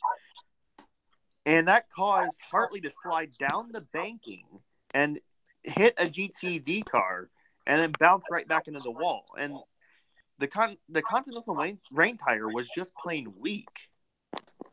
I remember that. That car went right down the banking. Like you said, it was going to the banking, and then all of a sudden you see it slide down. Then all of a sudden, right in the wall, breaks the suspension. Here's the thing. And John Heindahl explained this perfectly on the broadcast, that if you're not going 100 miles an hour onto the banking, you're not going to make it up the banking. You're just going to slide right back down. And that's true. And of course, it was pretty difficult probably to go 100 miles an hour first on the banking with those weak rain tires. Yeah. I mean, and here's the thing. GTLM is a open tire class. There has only been one car that has not ran a Michelin tire since the class's inception in 2014, and that was the Falcon Tire car, because obviously Falcon Tire is the team. And they went away after a year. After a couple of years, I would say, rather. I think it was like 2 or 3 years they lasted, and that was it for them. They were there I actually heard for... that they left in like after 2015. I think 2015 Yeah, they went to Michelin. They let Falcon Tire, the Porsche team. They missed the start of 2014 because they didn't take delivery of their new Porsche yet, and then they left at the end of 2015. Wow, that's weird. And it wasn't because of the tire; it's just because the team was just done with IMSA. They went on to. They still race in the VLN and the Nürburgring. That's pretty cool. I'm glad that they do that still. So I kind of want to shift the topics over to the factory class, the GT Le Mans class. I kind of want to shift the focus over to that now, because we spent the last hour or so talking about prototypes. We got the prototypes in. So just real quick, gentlemen, overall win predictions or overall win wishes. Wishes for me, you know what my wishes are. The number 7 Penske car. Oh, no. I'm scared to say my picks. Whatever you say, it's going to be wrong. I know. That's what I'm scared about. Okay. Well, you already heard my prediction. My prediction for prototype, it was number 10. I'll still hold to that. So I know it doesn't seem right, but I guess you could say it's better than picking a Mazda, considering how they're very unreliable. But you, Skipper.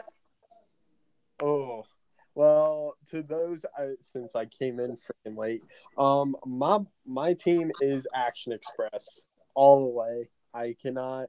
It's a ride or die with them, so I got to go with the number 5, Barbosa, going under the checkered flag. Fittipaldi's going to win in his final race. It's going to be a storybook ending. That would be nice to see. Mr. Kevin, what's your overall win prediction? I'm gonna give a bold prediction here. Wayne Taylor's gonna break in the middle of the night. Action Express is gonna have some more cooling issues like they had last year, probably. I'm gonna say Mazda, but not. I'm gonna say this: the 77 car has been the one that has showed pace the entire time. They're gonna have mechanical issues, without a doubt. But the 55 car has been very quiet in comparison to its sister car. I don't think that's by accident, actually. 55 has historically always been Mazda's number. They won Le Mans with it in 91, and that's the car that they concentrate more on. The 77 car is the more Yost-focused car. The 77 car has been grabbing all the headlines, but I think it's going to be the 55 car. it'd be very nice. That car's been quietly fast, and you know what? The car that might be putting the fastest lap times, like I think Orca was just talking about it with the higher revs over the course of time, it might wear the engine a little bit more, and it might cause maybe more breakage, and it might break down. You never know. So go on to GTLM. Go on quick to GTLM. This is probably the most competitive GTLM class we have ever seen in a long time, and this is quite in comparison to last year, where the Fords. I mean, granted, the Corvettes kept on the same lap as them, but we are now talking an extremely competitive GTLM class. And I'm going to bring Skipper into this one first because he wasn't on much for the prototypes. Skipper, with the GTLM class, do we think that as far as the four classes in general are concerned, we are going to see the most excitement out of that class? Well, I mean, I know I went to the Roar, and I know I haven't seen any of the qualifying. I haven't seen any footage from today. So, from what I saw at the Roar, there were a lot of cars. I did not expect that. I mean, they filled out the Bush series, and truck series, garage stalls, and I was stunned. And it was all filled, and I can see it. I can see that there's going to be a lot of duking out, a lot of battle. So yeah, we could see that. We can also see it in prototype. Maybe GP. I haven't really checked on like who are the top dogs. GTD always provides some exciting battles. I mean, that's the most populated class. You got a lot of great cars in that class. But go ahead. What were you saying about GTLM? Hold up. I just want to make sure if I'm talking about the right one. GTLM. That's with Ford, Corvette, Porsche. Yes. Yeah. Okay. Yes. Just wanted to make sure. Without a doubt, it is going to be populated like hell.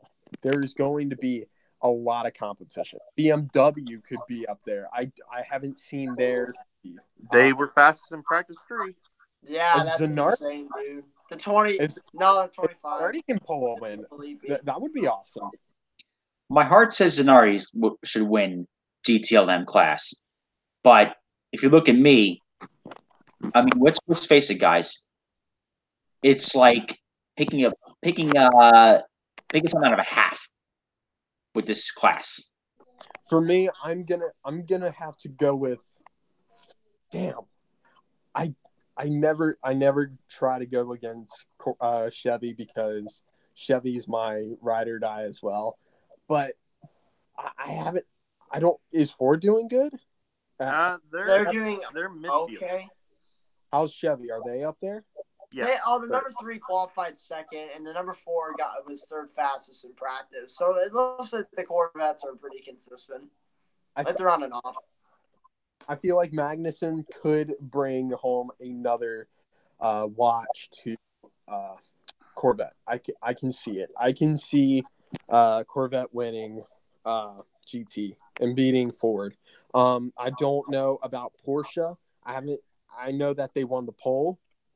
But it would be cool to see them win it with the throwback schemes. Everybody just going all out. It's really awesome. When I went this year, I was so shocked at how many people were there. It was like it felt like Speed Weeks. It felt like Speed Weeks because of just how crowded it was. That was amazing. I couldn't believe the crowd we saw at the War this year. So I think for a couple pointers I want to make out for GTLM, and this is the class where I think a lot of people are going to pay attention to because a lot of people I know personally really love this class because they're really loyal to the manufacturers that they represent. I originally was talking about Chevrolet earlier this month when I said, the Ford Corvette kind of sacrificed its own good time to get the number 3 Corvette, the number 1 pit selection and garage stall for that class. And rightfully so, because they got the draft off in the banking and that number 3 car was able to be put on pole. But now we're talking about like these guys probably can win the race if their cards play out right. But I want to ask all you fine gentlemen, how do you think the number 3 and number 4 Corvette? I mean, no, Skipper gave his predictions. Kevin and Orca, what do you think that this is going to be for the Corvettes this year? Do you think that we're going to see another Corvette victory, or do you think somebody else is going to outshine them? As much as I would love to see Corvette Racing win, I don't think it's going to happen for the main reason, well, especially now, you look at qualifying, the number 4 and the number 3 are pretty separate. So they can't really draft off of each other to gain speed at the very start of the race to Porsche or Ford. So I think with that said, I think because of the main reason they're so separate and they can't really work together with the draft and gain speed, I just don't think by themselves, I don't know if they'll have enough speed or not. Especially the number 4, I don't see the number 4 having, single car speed. Number 3, however, probably has a chance at getting a good initial start of the race and being in the lead for a little while.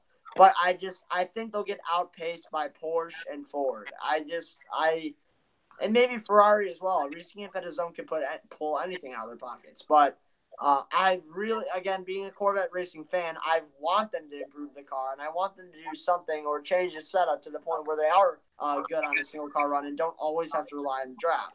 So in this case, I don't see it because, qualifying they're so spread out apart, they can't really use the draft with each other to find speed, which they did pretty well in 2016, if you ask me. But I just don't see it happening this year. Unless, either the 3 car falls back or the 4 car gets an amazing initial start. I think the initial start is really going to pave the way of how Corvette racing is going to have. But I guess I'll just give my GTLM predictions.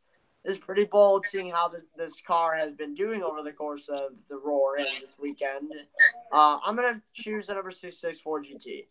That car had great pace last year, and I know, this year it's going to be way more competitive, but even with BMW, I guess now, it's going to be way more competitive since I think Porsche, and yes, Corvette racing is going to be competitive. I think on the initial jump, they're going to be forced to be reckoned with, especially on restarts. And with that being said, I do think, though, over the course of a long run, Ford has really figured out their setup over the course of a long run in an endurance race.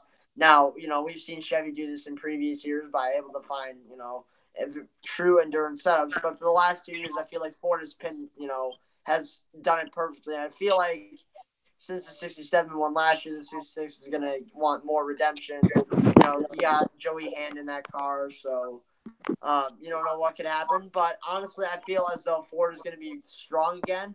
Again, though, I feel like the competition will be very good. But in the end, I see the number 66 Ford GT coming out with the ultimate race pace. So, if I were to choose between the two, Ford would definitely be the 66 because, again, one of my friend's dads is the spotter for that car. And actually, me and him had a really good conversation about the Rolex earlier this week. But let me put it this way. Corvette Racing, they're going to be strong. There's no doubt about that, okay?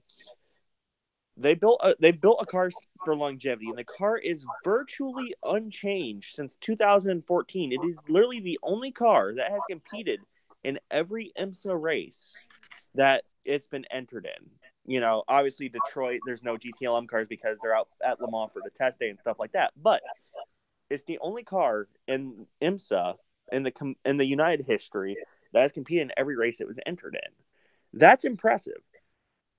And it is an old car. Let's face it. That car is entering its 6th season of competition. Now, the CS7R we're talking about, right? Yes. That's where the drivers come in. You got the experience of Jan Magnussen, and you've got the, I think, great talent behind the wheel of Antonio Garcia. And another factor in that is Corvette doesn't build a car that is meant to be good for 1 or 2 seasons.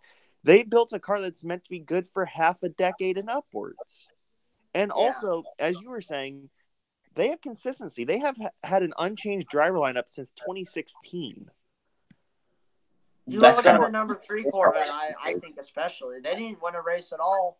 And, like you said, they meant to build it for a long-lasting time.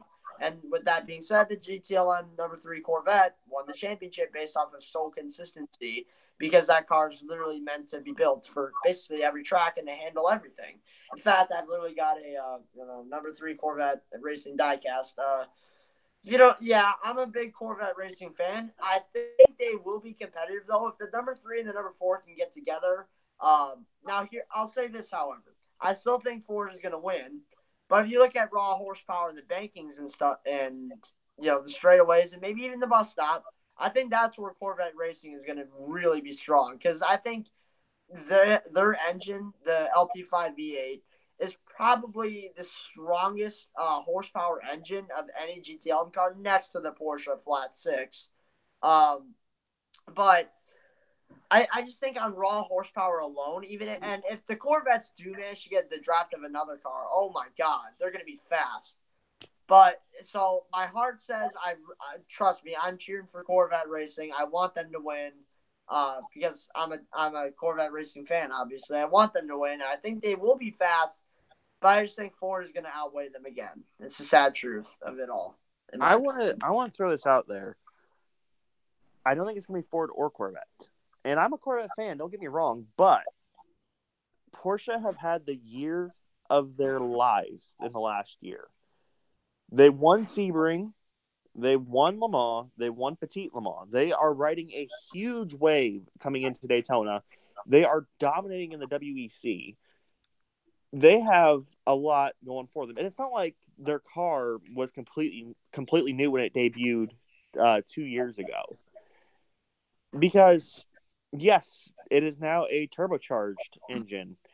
Yes, it is technically a mid-engine car instead of a rear engine, but they just kind of flipped the gearbox and the engine around so they can. And the only reason they did that was to exploit the rules for the diffuser because diffusers have become a huge, and pun intended, they become a huge part of GTE racing.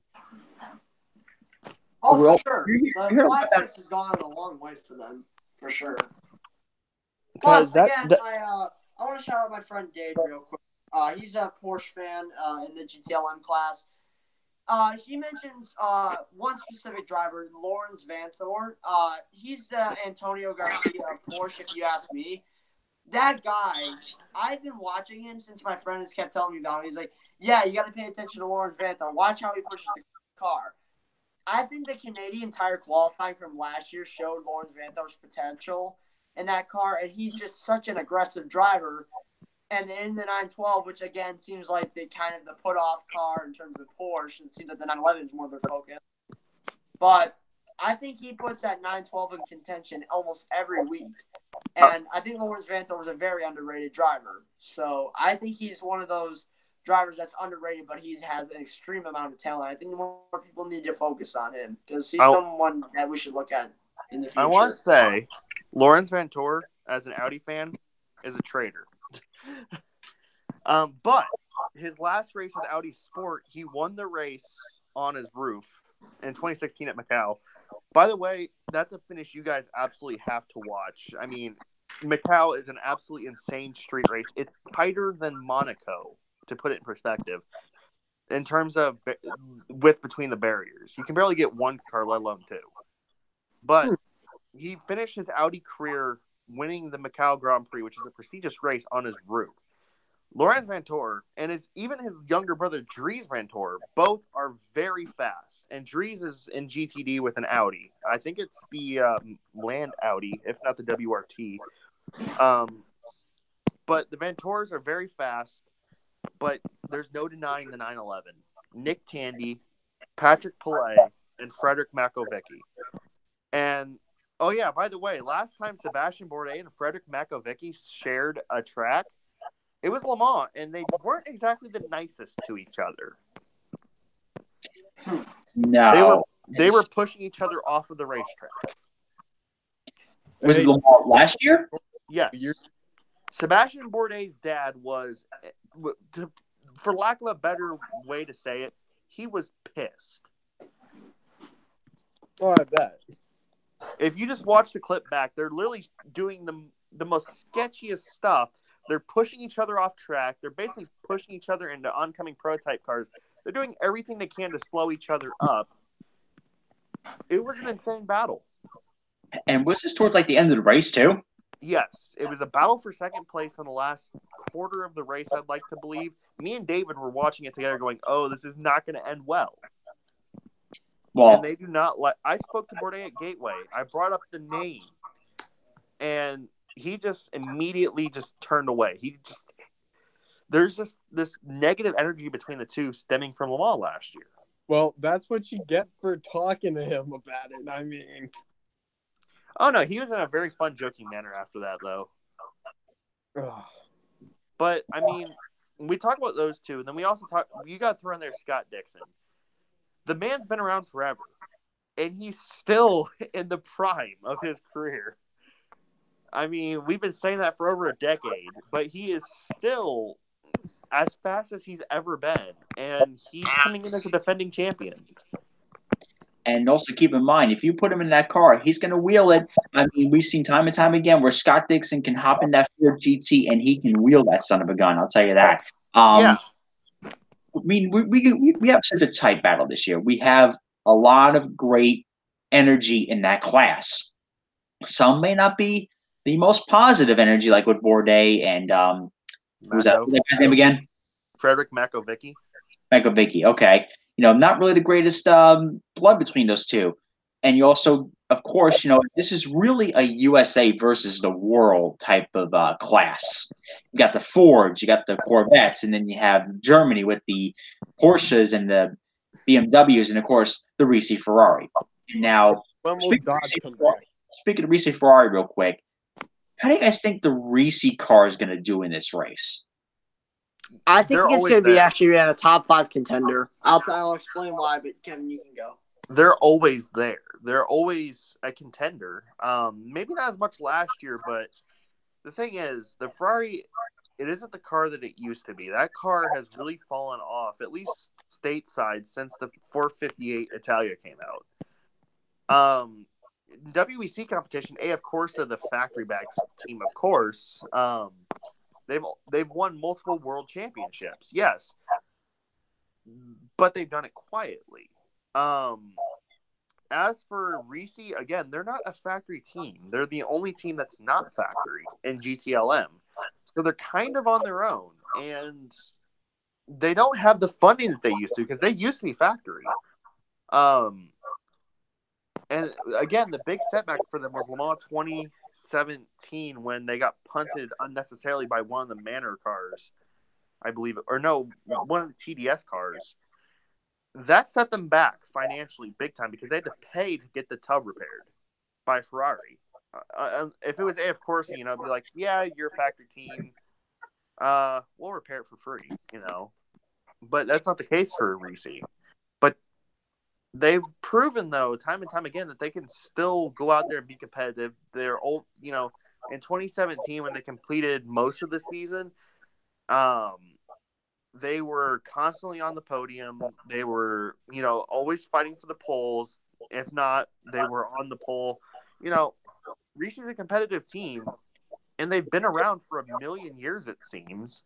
So I have no doubt that they will be a factor in this race. I remember going to the Energy Petit Le Mans, and I remember walking the paddock, and everybody surrounding that car was just like, I am so glad that this car is back on the grid. It's important to have that Ricci Ferrari on the grid in IMSA competition. Well, here's the thing, though. Whenever Ricci is on the grid, and it's become more sparse as of late, of the last couple of years. But the thing is, whenever Ricci's on the grid, the entire team has this energy of, we're going to win this thing or we're going to break the car trying. And they're not there just to survive. They are there to compete. Yeah, and like I said, they are there with the mentality that we're going to win this thing. And that's the mentality to have. Oh, absolutely. I think that's the mentality I think every team in IMSA should have, because you have that mentality. I mean, again, look what Ricci's been through. They crashed their chassis at Le Mans in 2017. That was a major setback. And in 2018, they missed I'd say more than half the races in 2018 due to lack of funding, basically, to fund the new car. Because, again, new chassis came straight out of their pocket.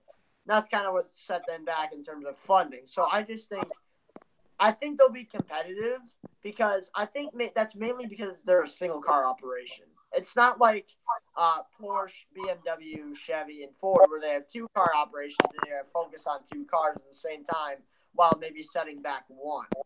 With Reese, they've got one car on their plate, and that's the one they're going to focus on.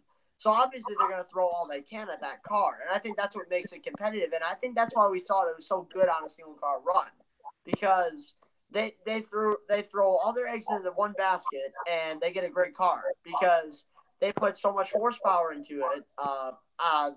You know, I just think overall they put so much effort into that one car, and I think that's what kind of makes them an underrated team because people need to look at them and be like, hey, this team's focusing on one car. Maybe that's why they're slowly competitive without even needing another car to draft off of. That's what I think. I think that might be why they're going to be my favorite team once the Corvettes go mid-engine because I get it. I get why the Corvettes are going mid-engine, but I just can't support that. Being a Corvette fan, I think they should name it someone else. But that's a whole other issue.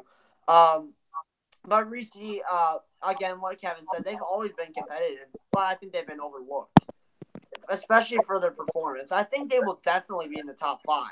They've been one of the fastest cars in the average speed times. They've been constantly in the top 5. There were only like a few times in practice they were setting back to like 7th or 6th, but that's about it. Other than that, they've been a top 5 car in terms of average speed. And you look at that and you'd be like, hey, no one really thinks this team's going to be that competitive now after 2019 Le Mans. And I think that's what sparks the fire for them. They're coming back from such a setback, and I think that's really cool to see as maybe they'll be – last year they weren't as good because of, Le Mans. That was basically a year after Le Mans, not even a year, like half a year. But – you know what I mean? I think they get overlooked for what they're doing and what they accomplished, and I think that team could slowly be that they're a top 5 contender for sure. And I think if their straight line speed is good, and again similar to Corvette racing, they find that draft will be extremely fast. And I think especially in terms of cornering the mid-engine on the Ferrari is going to help them a lot. So I can't wait to see what they can do. I think they'll be a big contender. I think there will be as well. So I want to quickly go over to GTD because I think at 10 o'clock everybody's going to probably want to go to bed and everything. So I think we kind of want to wrap this up a little bit quickly. So GT Daytona, we have a very big, diverse class. It's a lot of cars. It's a lot of people entering their equipment into it. There's a lot of entries. We have the Aim Bassett Sullivan team. We have, of course, the Meyer Shank team. There's a lot of Porsches. There's a lot of Lamborghini, Hurricanes. There's a lot of the Acuras I said before. There's a lot of the BMWs on the grid.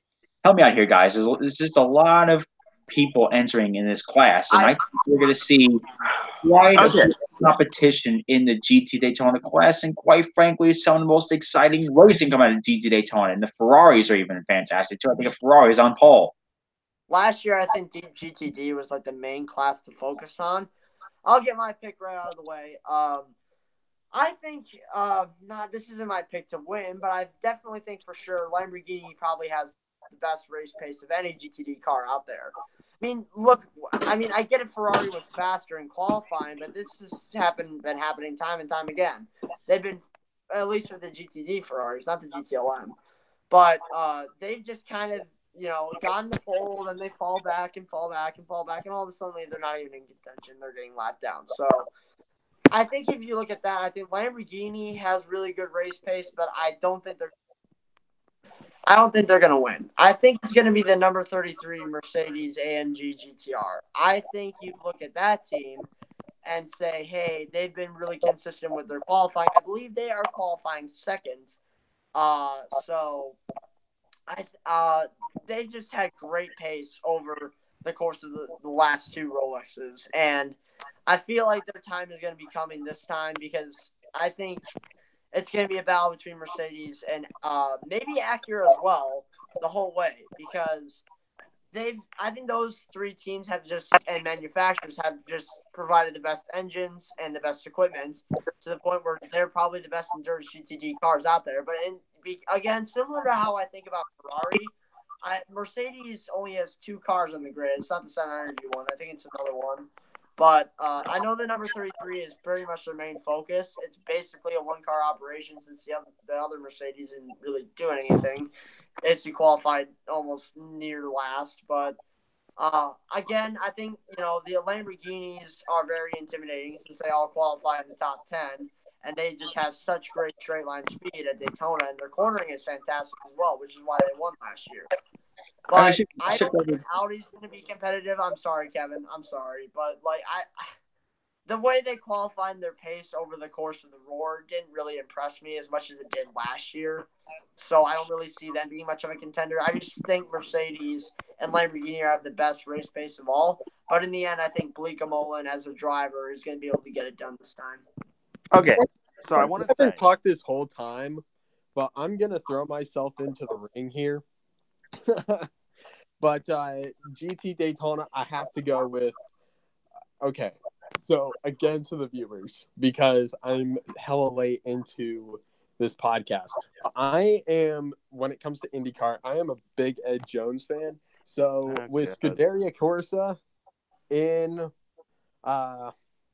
I feel like they could win. I'm calling it that they are going to win. What is it? GT Daytona? I feel like they've gotten their power after last year. I think, didn't they win last year? No, it was the Hurricanes last year. That was the Hurricanes, number 11. But the Grasser. I feel like they have progressed. Yes, I feel like they have gotten much better in equipment.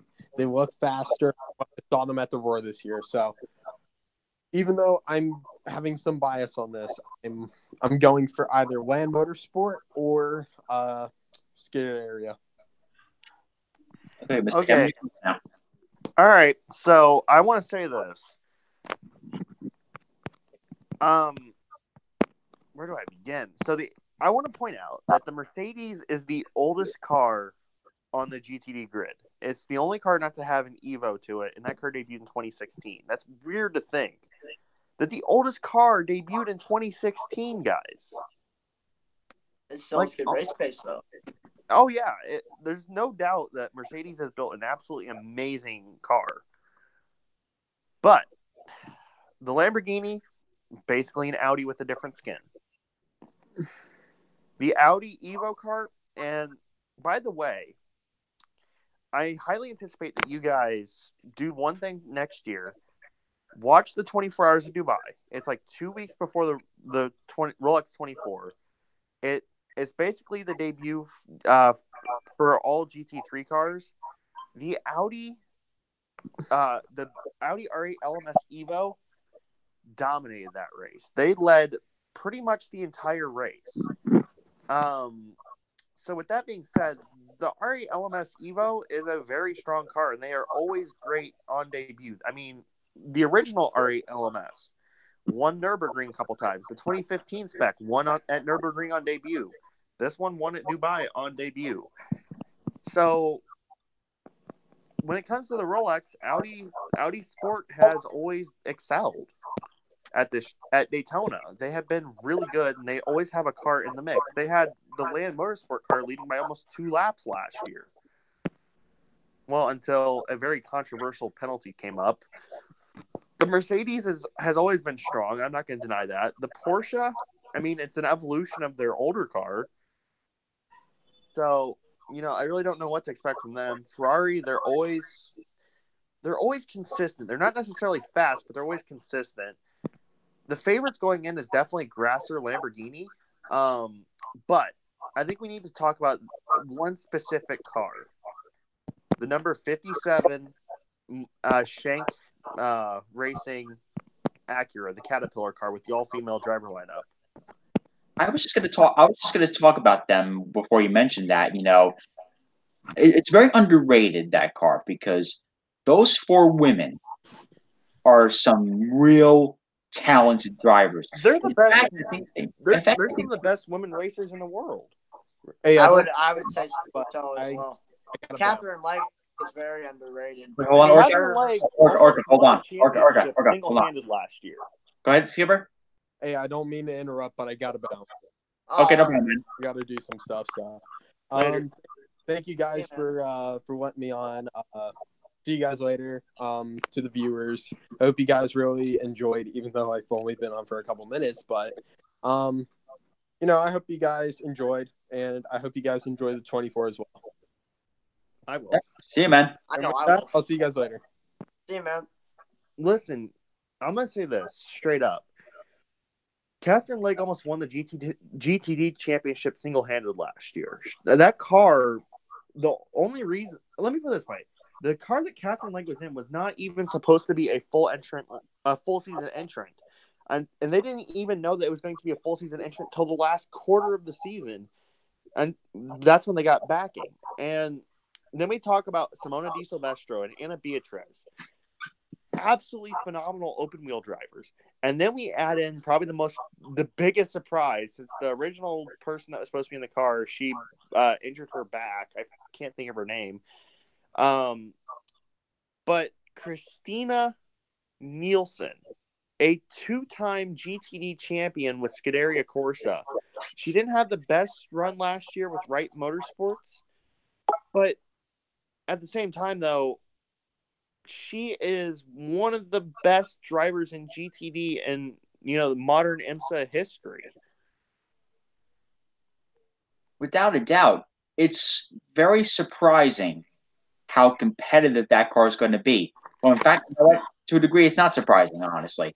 Those women could win the race, and I would like to see that personally. My heart says I would like to see them win. I would like to see Catherine Legg hoist the Rolex because, like you said, she could have single-handedly won the GTD championship last year. That is definitely no fluke. That is a lot of talent in the books for her. And you're talking about people like Simona Di Silvestro, tried V8 supercars, and I think she's still running V8 supercars, I believe, this year as well. And then you have Anna Beatriz, who's been running Brazilian stock cars. She's also incredibly talented, Anna Beatriz. I mean, she came from the open wheel ranks and she went to Brazilian stock cars. Yeah, but she can really wheel that car. And I hope, that Caterpillar car does very well in the Rolex. And quite frankly, we could see a win. I mean, they were fastest overall GT Daytona class when they were running the mock qualifying. And I want to say that Acura has always been a strong car. They were in contention to win in GTD and on debut in 2017 until their hood pins failed and the hood kind of flew off the car. I kind of remember that. Someone wants to know if there will be a huge wreck this year. I don't think so. I don't think so. I hope not. Listen, we haven't had a really huge wreck at the Rolex since probably 2014. Of course, that was Memo Gilly with his rough crash. And that one, I don't blame anybody for that one. That one was just down to Memo could not see the Ferrari that had no drive because of the sun. Now, honestly, the last 2 years, we haven't had to worry about the sun because there hasn't been much of it. Meyer-Shank Racing has to be actually one of the most competitive GTLM teams, but also one of the most underrated. Because like most people look at GT Daytona, they look at either Audi, Ferrari, or Lamborghini, and they kind of forget about Meyer-Shank Racing. They're actually a secret contender. So they've had the great speed over the course, and they got Justin Marks, I believe, in the 86 as well. That's a very competitive driver, and I think AJ Allmendinger is also going to be in that car. He's a great sports car driver. Always probably been meant to be a sports car driver more than a NASCAR driver, if you ask me. Meyer-Shank Racing has a great lineup, and I can't wait to see what they can do at Daytona. I think they'll be fast for sure. Oh, yeah, because AJ Allmendinger, keep in mind, this is something that a lot of people should know. AJ Allmendinger originally came from the Champ Car ranks. When he was growing up, he always wanted to be an open wheel driver, and when he got his big break was in Champ Car, and he actually won a few Champ Car races, I believe, in 2006. And then when 2007 happened, he went over to NASCAR and stayed there till this year, where now he's going to run the Rolex 24 with Meyer-Shank, which he did win overall for them in 2012 when they were running their Daytona prototype program, which that was a great year to have that because not only did AJ Allmendinger win the Rolex, but I also believe Justin Wilson was with that team, so he finally got the Rolex that he deserved. And let's point out that AJ Allmendinger almost won an 8,500. Wait, Exactly. I don't remember that. 2013. If it wasn't for his seatbelts coming undone, he probably would have won that race. Kenan won 2013. I know, but Dinger was close. It was very close. I remember AJ being up front that entire race, and we're going to just drift off here for a quick second. AJ was very dominant in that race. Not dominant, but he was up there with the whole pack. Because keep in mind, that was the year where we had like a record number of lead changes that still to this day cannot be touched. I mean, we had what, and that was partially because of the cars and the weather. The weather was the absolute perfect conditions for passing. We had a very competitive race. You couldn't and hold we had cars that punched a huge hole in the air with the bumpers. They punched a hole in the air with the bumpers. They could not hold the lead, and AJ Allmendinger was up front the entire race until his seatbelt came undone. If AJ's seatbelt hadn't come undone, who knows? Maybe he could have been on the Borg Warner that year. But unfortunately, we'll not know the answer to that question. But as a bias statement, I'm very happy with who won that race. Yeah, I like Kenan. He's always been a respectable driver of mine. Here's the thing, though. If it wasn't for Dinger's seatbelts coming undone, he probably would have won that race. He had the most dominant car. And, that's Indy for you. Also, this one's off topic. Has IndyCar done anything to help the drivers be safer? We could see They're thinking about it, but they're not making like entire plans. All right. They've been mainly thinking about it, especially after the Robert Wickens incident. They're thinking about adding like a bigger, like a windscreen or raising the walls and safer. Well, the aero screen was before they stopped testing it because Newgarden had issues with it and testing it in Indianapolis. I was there. He was not happy with it. Now, I do want to say this. Racing is dangerous. The drivers all know the risks before they get in the cars. Yes, some racing is safer than others, but no racing is ever going to be entirely safe. We can take steps to make it safer, but it will never be completely safe. The Robert Wickens crash was a freak accident. It was a freak accident, And the thing is, it was unfortunate circumstances, and the chances of it happening again are very little. And accidents are a part of racing, and the drivers accept that, and they accept that it's a dangerous career. But they accept it, and they all know the risks, and we all know the risks going to the racetrack. But IndyCar, they can only do so much to make the series safe. Any series can only go as far to make something safe, and racing will never be completely safe. I'm pretty sure this quote. I think in the many years I've been involved in racing, racing will never ever be 100% safe, and that's just gonna be the thing. The Robert Wickens accident was definitely a freak accident. I mean, yes, we are talking. If that accident was 20 years ago, we would have been talking a much worse scenario than what we talk about now. But the sport has come so far in it, but they can only go so far. In fact, it's just the way it goes. The drivers accept the risk, and us fans also need to accept the risk. Because every time I go to a race, regardless of what racing division it is, I accept the fact that these guys are taking a risk being on the track. And that's why that we should admire these people as really is inspirational people, because every time they put the helmet on, every time they strap on that visor, they assume that risk and they accept it. And you know what? You know why they accept it? Because they love what they do. And we love what they do. So I think now if we just really come to say, hey, listen, we got a big wake-up call in the past couple of years that racing's a dangerous sport, and we need to come as a community and say that this is always going to be the case. It will never, ever be 100% safe. When you involve in everything, go ahead. I do want to answer this.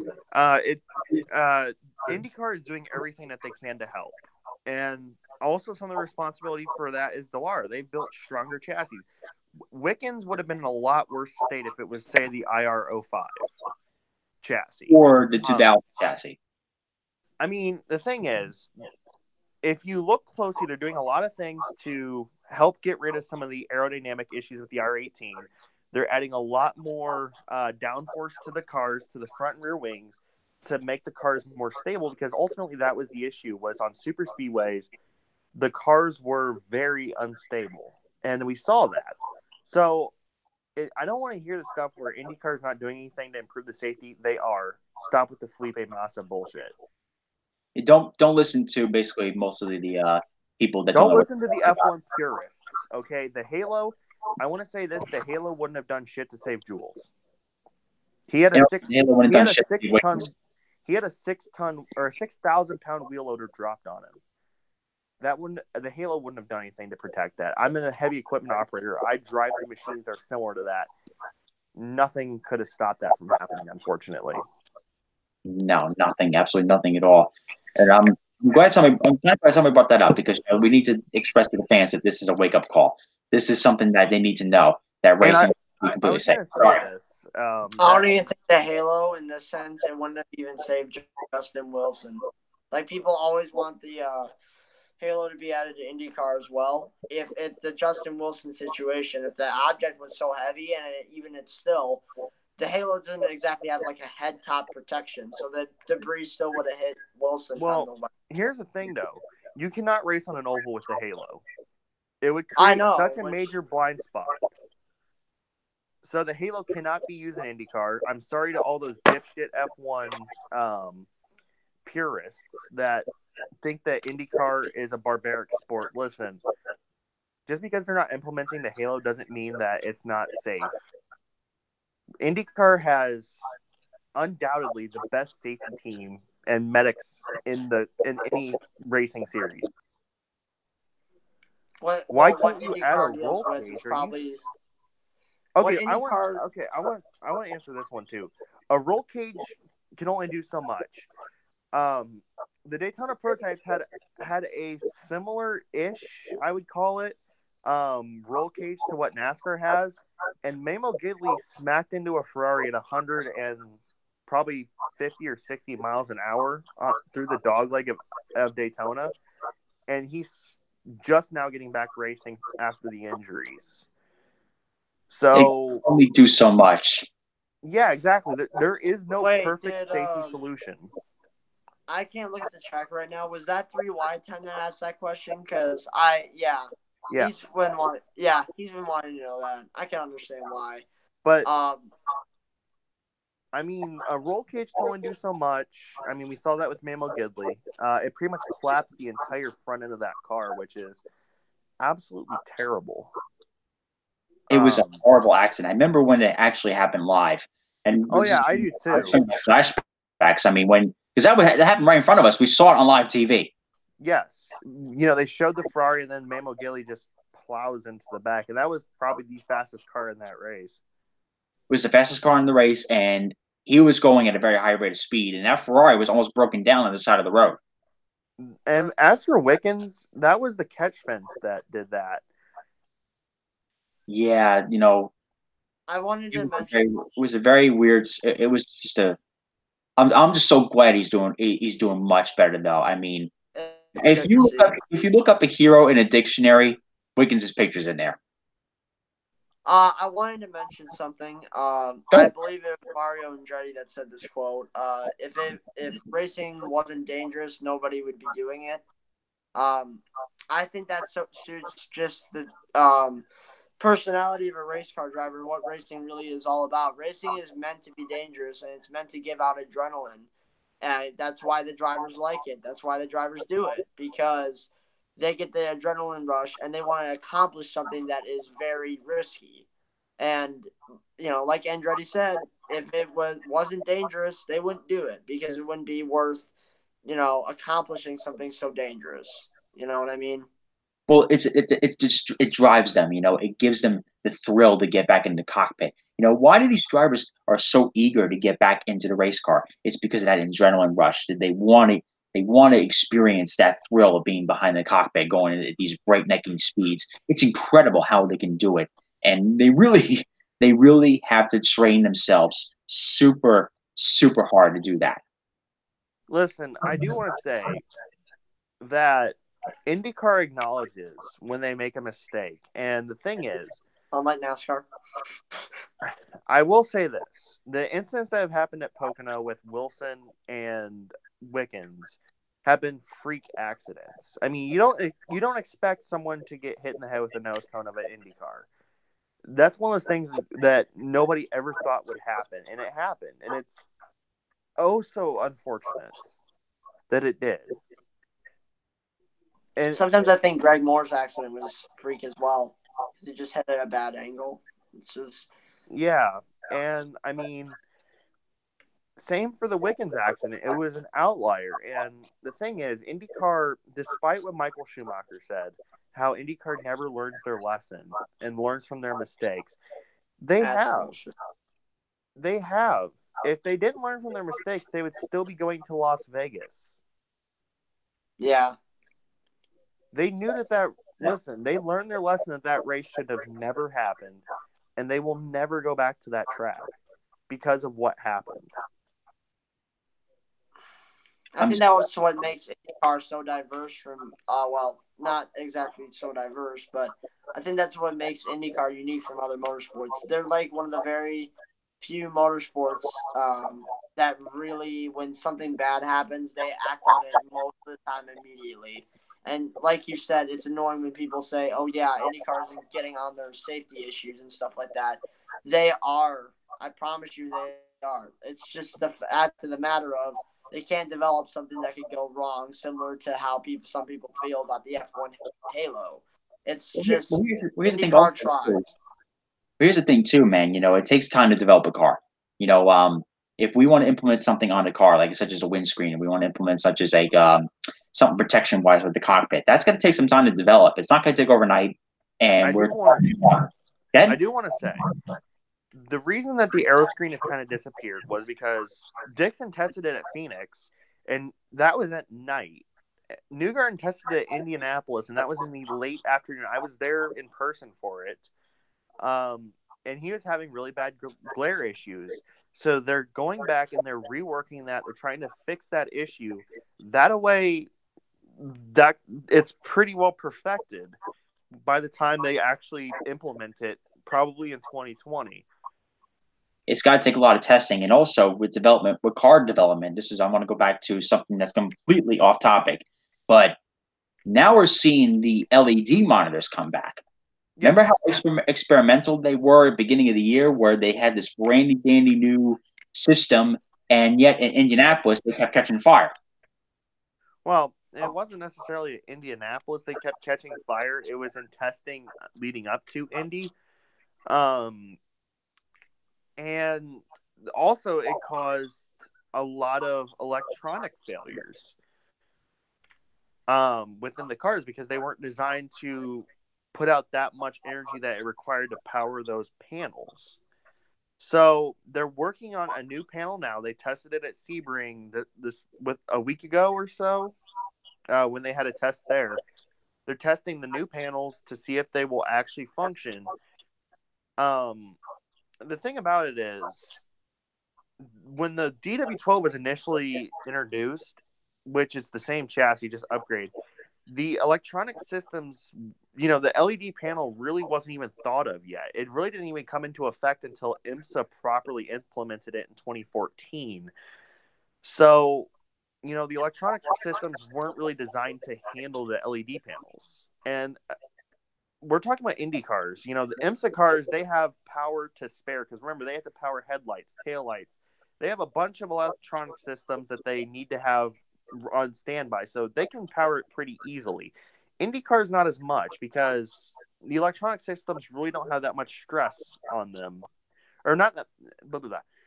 Indy cars' electronic systems have a lot less to power, so, you guys get what I'm saying. Yeah, I get you. The demands are a lot less. And when you add the extra demand, like let's say this brandy dandy new LED system, which was debuted last year, and you talk about it overloaded the electronics, and that's what caused a lot of the issues that was going on with the cars. And they forced had to get rid of that by the time the Indy 500 came along. and now we're talking about having them have new LED monitors, and hopefully these won't cause as many issues. But do I see potential issues growing along as far as that's concerned? Oh yeah, they got to do some real big testing with that. I do want to say they did have LED panels starting in mid 2015. Those panels were very basic. They were, basic 2-digit things, where, it just had like 2 8s on it that displayed very digitalized numbers. The LED panels last year were very much high def in comparison. They're like mini computers themselves. Oh, by the way, the LED panels are not just an IndyCar and IMSA thing. They're also used in a majority of sports car racing around the world, like the Nürburgring, the VLN, DTM. A lot of series use them. Really, the only series that don't really use them are F1 and WEC. It would be nice to see a lot of people implement these. It helps. It helps a lot when you're at the track. Yeah, it does. But the thing is, though, they had a lot more of a higher definition, I guess you could say, LED panel where there was a lot of pixels involved with it. Like, of course, you could actually, like, they were planning on having for the Indy 500 during the parade laps, having the driver's nationality flag waving on the LED panel. Like, it was like a miniature TV almost. Yes, and that you could think about. That's how much energy it takes to actually provide for that thing. And guess what? It ultimately failed, but we could bring something back this year. But that was just way too much for an IndyCar can handle. I mean, we can probably say that a sports car can handle that. Oh yeah, they could probably handle the TV LED panels pretty easily because again, they are designed to have a lot of power output through the cars for headlights, taillights, even the Penske cars with their fin lights. Amazing. And also the marker lights above the cockpit, blue LEDs shining down in the cockpit for the driver to see what he's doing. All these little things. Sports cars are designed to have. It's incredible. That's unbelievable. I think that they should really implement those highly digitalized LED scoring monitors. And I think we're getting a little too far off topic, but I don't think I mind one bit because I think we pretty much covered everything that we were going to go here. So those always that are watching, you definitely put in the chats. What do you think is going to be the winners for the 24? What do you think? Who do you think is going to win overall? Who do you think is going to win each class? Put it all in the comments. Let us know. Because we have our predictions already. We have a question. What race do you get most hype for in all of motorsports? Indy 500. Indy 500. Indy 500. That was unanimous by all three of us. I live in Indianapolis, so I basically drive by the speedway almost every day, which is for some people it's like, oh my god, but for me it's like, eh. But like just seeing that track every day and seeing all the fun moments that we have literally the entire month is absolutely insane. I was just about to say what you were going to say. I was going to say the entire month is just basically full of prestige and hype. And, like, you got bump day, carb day, you got the qualifying, the practice sessions. And, like, especially this year, I think the Indy 500 is going to be something else to see because on bump day, you got, like, 40 cars qualifying. And, like, maybe it's going to be, like, another Hinchcliffe situation where, like, a bigger team car like Schmidt Pearson Motorsports, or maybe even a Dale Coyne car like Sebastian Bourdais, could get bumped out of the Indy 500, and that would be something else for the state of Indianapolis and the world. I think the Indy 500 is, of all the events it has, including the IndyCar Grand Prix, I think that's what makes the Indy 500 so exciting because the entire month is just excitement and joy of this one of the greatest races in the world. I think that's what makes the Indy 500 so special. And it literally is an all-month affair because there's testing at the Speedway literally at the beginning of the month. Yep. I also want to say that the Hinchcliffe getting bumped from the field. And listen, Hinchcliffe is my second or third favorite driver behind Dixon and probably Veach. Him getting bumped from the field did more good than it did harm because it re-legitimized bump day as where there is no provisionals, there is no favoritism. If you don't make it, you don't make it. simple as that. It was very simple rules. And we have 40 cars, rumored 40 cars, going for 33 spots. The Speedway doesn't care if you are part of Roger Penske's team. The Speedway doesn't care if you're Scott Dixon. It doesn't care if you're a three-time winner like Elio Castroneves, which we'll talk about for another topic, Mr. Kevin. We'll the month of May. I'll throw something at you and Brody in the month of May in our hotel room when we have our podcast. I already know what T-shirt he's gonna be wearing. I'm gonna burn it. Just kidding. I'll rip it off and I'll burn it in public. He's anticipating. No, he's a good guy. I'm on good terms with Brody again, so we're all good. Anyways, so I was gonna say, the Speedway doesn't care who you are. If you're not the fastest at 33, you're going home. End of story. I do want to say something funny. Remember how Jenna Fryer was saying that if one of the women doesn't qualify, it's gonna be the end of the world? Guess what? I heard about that. Guess what? Fifth man didn't qualify. The world's still here. I'm still alive. Here's the thing. The glory thing about Bump Day is it doesn't care what gender you are. It doesn't care how popular you are. It doesn't give two shits about anything. If you're not fast enough to be in the Indy 500, you're not in the Indy 500. Can you imagine if last year Danica didn't make the Indy 500? You could know what happened. Qualify on Bump Day. You know, that'd be so funny, honestly. If she would have crashed on their qualifying attempt, she would have been going home. That would have been the thing. I'm glad she wrecked, though. She's one of my most hated drivers, and she didn't deserve to be in a race car in any motorsport of any circumstance. She did pretty good in her tenure with IndyCar, granted, and she got the car in the Fast 9. Good for her. Even still, though, she got a fuel mileage win against Elio Castroneves. This is the only thing she did. Yeah, that's another topic. Another topic. I will say, Danica, she should have stayed at IndyCar.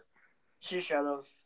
Dario Franchitti was smart. When he realized that he really was better at IndyCar than NASCAR, he went straight back to where he belonged. And listen, Danica should have stayed in IndyCar. And I actually made a joke about it, and I got a lot of flack for it on Instagram. But because I said I had been waiting months for her to crash out of both, but I actually felt bad for her because first off, during the entire month, she was literally followed into the bathroom by dudes trying to get her autograph. What? I didn't even know about that. Yeah, like dudes were actually following her into the bathroom. She should have no privacy at all, and I feel so bad about that. Oh, that's just horrible. You don't follow somebody into the bathroom and get an autograph from. That's just the thing. Yeah, that's just disrespectful. Because here's the thing: drivers are people too. Drivers' private time, let them have their privacy. So, like, if they're with their family or something, let them be with their family. Now, if they're like coming around and they're willing to sign autographs, that's the time you got to do it. So. Yeah, exactly. These guys are so willing to help. It's the reason why IndyCar has an autograph tent in the first place, which I think is a really cool idea and really cool thing that they do. They, have that drivers go under 110, all of them sign autographs with different lines. I think that's a great thing that they do, and I think maybe NASCAR should do that. But then again, you run into the risk of some drunk redneck who would punch Kyle Busch or Denny Hamlin with Joey Logano, but. That's a whole different. That would be nice. Have it like Indy 500 style, where they have 3 drivers per line, and you throw like 11 or 10, 11 lines. That's it. But I must say, the problem with NASCAR is that they overhype the rivalries, which stirs the fans, and for hardcore fans. If they get a chance, they will attack the drivers, which is what ruins it for the passive fans like myself who go to maybe 2 races a year because, here's a knock big secret. I don't really care about NASCAR that much. I used to, not anymore. You see, I hit the age of reason. Anyway, I'm going to go off topic here. I'm going to go more into what we're going to say about the Indy 500. Somebody, 3 wide mentioned our favorite motorsports. Oh, of course, IndyCar is mine, obviously. Oh man, God damn it. I'd still have to say NASCAR for the main reason that was my childhood sport. It was mine But too. IndyCar is a close second, man. It's close. Like if NASCAR literally messes up this aero package, I think IndyCar is going to take number one. Right now, IMSA's at number 3 for me, and then number 4 I'd have to say is World of Outlaws. For number 3, you have a lot of knowledge. What I up, will IMSA? say- No, Kevin, you and Kevin know a lot more than I do. No, you've been pretty good with this podcast, man. You've been a great contributor to it. Yeah, That I means will a lot. say, it's a tie between IndyCar and IMSA. You know, IndyCar. Listen, I was raised in Indianapolis. I would be messed up in the head if I didn't say IndyCar. There, and then third would probably be the. It's a tie between third and fourth between the WEC and F1 because they're both as competitive as each other now. WEC has been taking quite a hit the past couple of years. Yeah, that if I must say, that was because they really didn't try to fix their issues until after it had a negative effect on them. Unfortunately, That's their fault. I think WEC has dug themselves in such a big hole, it's harder for them to recover from. The thing is, they knew that there was a cost capping issue, and they didn't do anything about it till Audi and Porsche left, and look what we're left with. Yes, we have a stronger P1 class in terms of car count, but, when we're going into a race wondering, not wondering who's going to win, but wondering how far Toyota's going to win by, that's bad. yeah, that could be. Oh God, I just hope they get things fixed pretty soon, man. That would be great. Crash the Hedgehog. Yeah, if it blew past by your mind, definitely we watched the broadcast. That's why we're doing this live broadcast. You can I'm gonna re-upload this to YouTube, and you can just rewind and replay any moments that you want to play to see if what things we talked about, things we covered. So you can definitely go through that and gain some more knowledge. Any kind of knowledge is always good. But we appreciate you having on here, man. That's very cool of you to be on here. He's a good friend of mine. Go subscribe to him, by the way. He's a nice guy. I will say, if you guys watch the ROLEX 24 this weekend on the NBC family of networks, you will instantly love IMSA for what it is. And yes, they have balanced performance. Yes, ever since there was that little Twitter thing where Kenny Wallace started talking about purity, if you want to look at purity, IMSA is not the most pure. I'm gonna be realistic. NASCAR is not pure. IndyCar is not pure. Only hometown dirt racing is pure. I'll say that. But yes, I mean, you could say F1 is pure, but then again, you have DRS. So. No, that has gimmicks. But I will say, IMSA is not pure. It has balanced performance across the classes, which means it's the cars are intentionally brought closer together performance-wise. But it makes for damn good action. I mean, look at the Rolex 2016 where you get 24 hours of racing. The Corvettes are literally side by side coming across the line for the win. That's not made up.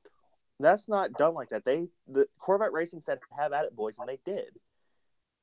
It's some of the best racing that you can find in North America, and it's not just one race going on at once. It is 4 races going on at once.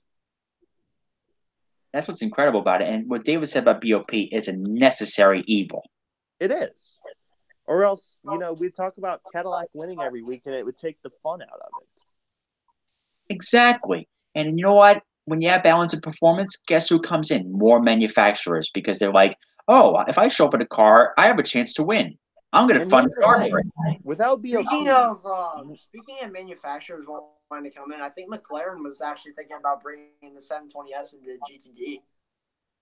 Yes, they are. They're going to be debuting that at Mid-Ohio, which I will be at, for the Michelin Endurance or the Michelin GT Cup Pilot races Challenge, or whatever. Yeah, the Pilot That's Challenge. Weird, dude. But And that's a good thing too, because it actually brings more legitimacy to the GTD category as an international class. Wait, are I they will entering say, GTD in IMSA? huh? Are they entering in GT3 or GT Yes, 4? yes. McLaren will be in GTD later in the year. Okay, good. So I will say this though. Someone asked, Kevin, do you hate NASCAR? I dislike it. I used to be a hardcore NASCAR fan when I was a kid. The COT killed it for me, and probably one of the biggest things that I dislike about it now is, one, they overhype the rivalries way too much. Like, also the gimmicks. Like, I'm okay with the original chase format because, it wasn't that gimmicky, but the whole playoff thing is stupid. And, people talk about how the races are closer now than they've ever been. Well, that's been kind of manufactured, to be honest.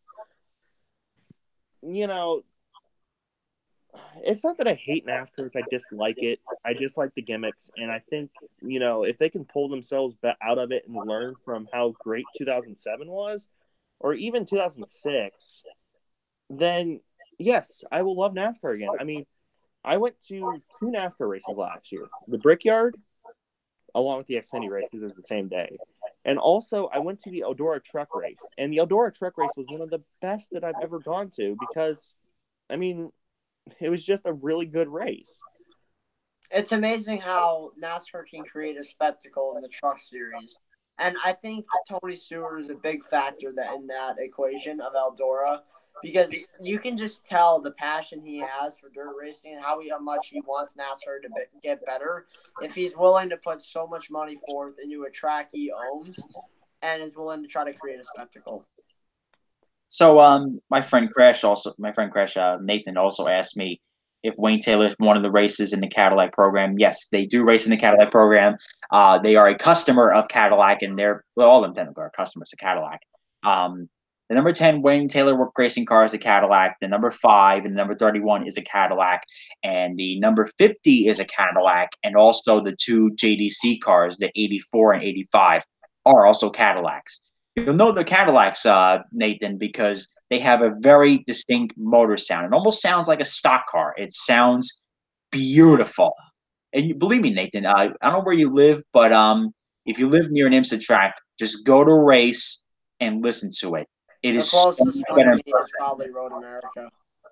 I will say, the Action Express cars, so the 5 and the 31 and the Wayne Taylor cars, those could technically be considered factory cars because they have a lot more support from ECR with them than the others do. Would you really call them Cadillac? I mean, factory teams? I would be on the edge with that. I would be leaning towards yes, but at the same time, we don't really know them as Cadillac Racing. We just know them as Wayne Taylor Racing and Action Express They're Racing. factory supported, though. Of course, that's definitely no doubt because look how great those teams are doing. Yeah, and I think that Cadillac would rather have Wayne Taylor or Action Express win than I'm sorry to say, JDC Miller Motorsports. Although I would like to say that those cars are just beautiful. My friend Yes. Lan says hello. Hello, my friend.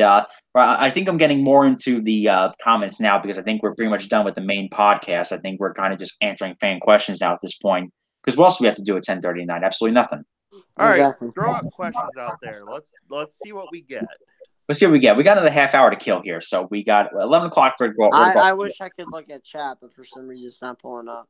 Yeah, I don't know what's going to go on here, but what I was going to say, I think the best sounding motors in IMSA is the Cadillac. In my honest opinion, one of the best sounding motors is the Cadillac, and I just don't know why, but it has such a distinct motor to it, and when it goes by you, you know what it is. Same for the Porsches. I think the Porsches and the Corvettes are my favorites. Prototype, I would say, was the Cadillac. Obviously, GTLM, and arguably out of the whole grid, it's got to be the Porsches.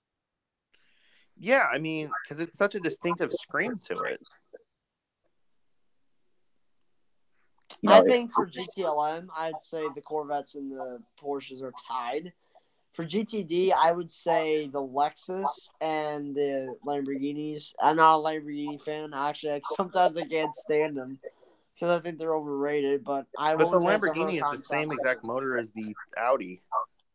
I know, well, which is why I don't. I like the Huracan, the sound of the Huracan,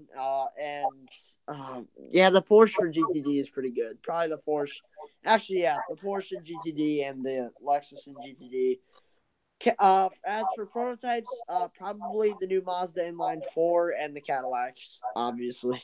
Those Like V8s are sounds beautiful. so freaking good, man. I mean, they're just I don't know what's in those motors. I don't know what makes them sound so good, but they're so freaking good. My You know friend what Lad I think? can go to the 500, and I'm assuming you can't go to 24 this weekend. So I feel bad for you, man. But get well soon. I know you had your surgery, and I know you're recovering still. Hopefully, we'll see you at Sebring. That's the only thing I can hope. Wait, who's in Uh, the chat? I don't know who Ladin is in the first place, but He's a hopefully get good friend of mine. hopefully get better from your surgery, man. Yeah, it sucks having your surgery right before a race, but it's more important to have your health than go to a race. Definitely. I mean, if I had surgery before the 500, I don't care. I'm gonna tell my doctor I'm going to the friggin' 500. Well, then you have Bobby Unser. By the way, listen to that Dinner with Racers podcast, everybody. It's absolutely amazing. Then you have Bobby Unser putting off surgeries just to go to the month of May. He is a god. He really is. Now, let me tell you something about that Gordon Johncock. He was a damn good racer, but he is as dumb as a stump. And Crash said he lives in Oklahoma. So I would say, well, first of all, I would say go to the Chili Bowl, but guess what? Everybody renews those tickets. You have better odds of probably meeting Jesus than getting a ticket for the Chili Bowl. Go Dakota. That's bold. Dakota's not a bad option. I mean, IndyCar. I don't know if you heard from Graham Rahal, but there's a lot of hype surrounding that IndyCar Dakota race. If I was Eddie Gosh's, I'd be shitting bricks right now. Yeah.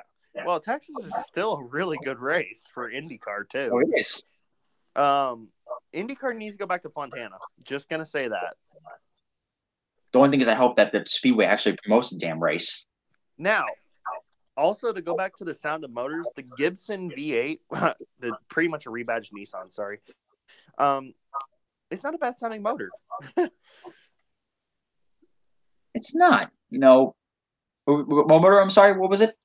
The Gibson that's in all the stock PT LMP2s. cars. By It the doesn't way, even really sound like a V8. Like I get it's high revving, but you're basically right. It's basically a cop out Nissan. So yeah, it's a rebadged Nissan. That's the thing because Nissan powered like 75% of the P2s prior to 2017. Gibson just rebadged it. It's literally the VK45, I believe the ID number for the P2 Nissan it was. It's basically just a rebadged version of that. That's actually good knowledge because every time those cars fly by, it does have unique sounds on it. It's a very high revving sound. It's a very high pitched sound. It's a very good sound in a lot of ways. But yeah, I can tell that's a spec engine definitely inside of that. Okay, so I have a piece of trivia out there. So yeah. I'm probably going to be the only one that knows this, but why did ESM switch from Honda to Nissan between 2016 and 2017 after they had after such a successful 2016 year with the Honda engine? I heard there was beef between ESM and Honda. Did you hear that from me? I think it was from David. Oh, okay. So the answer to this is at Petit Le Mans, Honda kind of favored Michael Shank Racing, and Mr. Ed Brown, who also known as the guy who brings the money or who brought the money to ESM, didn't like that much. No, I remember this. I think it probably was from you or from David. Yeah, because I remember when because they brought a brand new car for Michael Shank to win Petit Le Mans, I believe, one year, right? It was 2016. The car that Mike Shank ran at Le Mans actually coincidentally was the car that ESM won Daytona and Sebring with. Oh. So they were kind of sharing chassis there. By the way, I that's the only car in my collection, I have 2 Spark models of the same car. The Mike Shank Le Mans car and the ESM Daytona and Sebring winners. And Austin Lannon says, "How's it going where I am?" It was cold past couple of days. I was sick the past couple of days. Not as sick as David. David's been pretty sick. So I don't know if you guys heard the latest news, but he's not doing the bandwagoners guide. I mean, I should probably do something like that. But do you think tomorrow night I'm gonna have any time to do that? I don't think so. I'm gonna be asleep tomorrow night. I'm gonna be asleep tomorrow night around 10 o'clock probably. I'm gonna try to get a really good sleep Friday night because, oh man. Well, we all know we ain't gonna be sleeping Saturday night. No. Oh no, I'm staying up 24 hours, all of them. I'm gonna stack up on some drinks, some coffee. I don't drink energy drinks. No matter I how think much I'll drink at least 2 Mountain Dews. I actually bought 4 cases of soda. Wow. I'm surprised you don't drink coffee, Kevin. I just don't like coffee. But it's good for you. Yeah, so are cigarettes. That doesn't mean I smoke. Oh, wait. Oh my god, okay. We finna stop right here. I'm a caffeine addict. I drink 2 big cups of coffee a day. Guys, just think about this for a second. We talked for almost an hour about prototypes, and now we're talking about smoking and coffee. Listen. Anybody smokes around me, I'm gonna take that cigarette and put it on their foreheads. Don't do that. Do you like the Chucky the doll thing? Just take the cigarette lighter and rub against her face. And of course, my friend Rowdy Smoke joined. Hello, man. The main podcast is pretty much over with. Now we're just talking to fans and answering questions. So this is kind of like a little chill time for us to be on the show. That's great to be on here. And also, awesome man staying up all night. That's good. Just be all right, man. Get your health back in check. Get well soon, my friend. And Lewis, you don't drink coffee. Well, you're just a weirdo to begin with, so that kind of verifies it. Oof. Smoky and coffee sounds like fun. Oh no! I just Chris Aurelia just joined. I just realized I just promoted smoking to a bunch of kids. Congratulations! Shame on you. Oh crap! Oh, you better run. The FBI's coming. You've been such an influence to my life over the past couple of years. My silliness level quotient has gone up significantly since I met you. Kevin, listen. Next thing you look, Kevin, go on CNN. Oh, sorry. Go ahead. I said next thing you know, you go on CNN, you find out the rate of kids vaping increases by 75%. You know what, Rob? Since the last time I saw you, me and Brody had a 20-foot fireball that woke up my entire neighborhood. So, during the month of May, you do realize that you're gonna have to experience that. Oh dear God! I'll have the medics on call. What do you think of the concept of motorsport Olympics, where each participating motorsport chooses 4 driver and 2 tracks from all participating motorsports? That's gonna be a lot. Jesus. Marlboro? No, it's Mission Win Now. It's clever. Chris Aurelia, how's everything going, man? Thanks for telling me about the new racing simulator, man. Taxation is theft. Of course it is. That's why we need more. Why? I don't know. I'm kidding. I was gonna say. Yes, I hope to see you, Austin Lannon, when I stop by in March. I'm planning to go to Sebring. Kevin, how many days are you planning on being in Sebring this year? Probably 4. I think I'm coming down Friday night, and I'm staying over until Sunday. And then Sunday, I'm stopping by Daytona again to see the museum, and I'm gonna probably head out of there. Yeah, basically, the Race of Champions is the Motorsport Olympics. Yeah, pretty or much. IROC. IROC became way too NASCAR-fied in the last couple of years, but before that, my God, it was incredible. Incredible. Like, literally, IROC in 06 had, 2 IndyCar drivers? The rest was literally all NASCAR drivers. Luke Skywalker going to the Portland IndyCar race this year. Luke That's Skywalker's going to going be to a the fun race. Portland IndyCar race. Holy shit! I was going to go last year to Portland, and I decided to go to Gateway. Then my car decided to say, "Hey, screw you! You ain't going nowhere." Well, Rob, you're going to Gateway next year. I had plans to go to Mid Ohio. I would go to Gateway. Go to Gateway too. I'll try to make plans for it. I'll meet you guys up there. Dude, think I'll about go. I'll go. it. Think about it. You can I join us could at actually Gateway. go to Gateway though. I could try. Salem. Oh, I hate that damn. What car? Oh, the IROC car. No, I think Lewis is talking about probably Orca's car. They on his picture. Lewis, what car are you? What are you talking about? If you're asking, this is Alan Kowicki's 1994 Thunderbird Xeric scheme. If Gateway was amazing. I got the privilege of experiencing it last year with Mr. Joe Donahue. Everybody loves Joe, and also Mr. Colin Cannon, one of the newest members of the group. yes, he is. He's a very. I'm so excited to meet him in the month of May. Oh yeah, he's fun. Like I met him Grand Prix weekend, and then yeah. And it's I'm hoping to see everybody again. But Gateway, it's a fun track. Like Rowdy just said, it's a gateway to heaven, confirmed pretty much. Oh, it was an unbelievable experience. I had a little bit of help with my experience, bolstered by a pit pass from somebody. But like you can see the entire, like for $20, you can get in, sit pretty much anywhere you want, and you can see the entire track.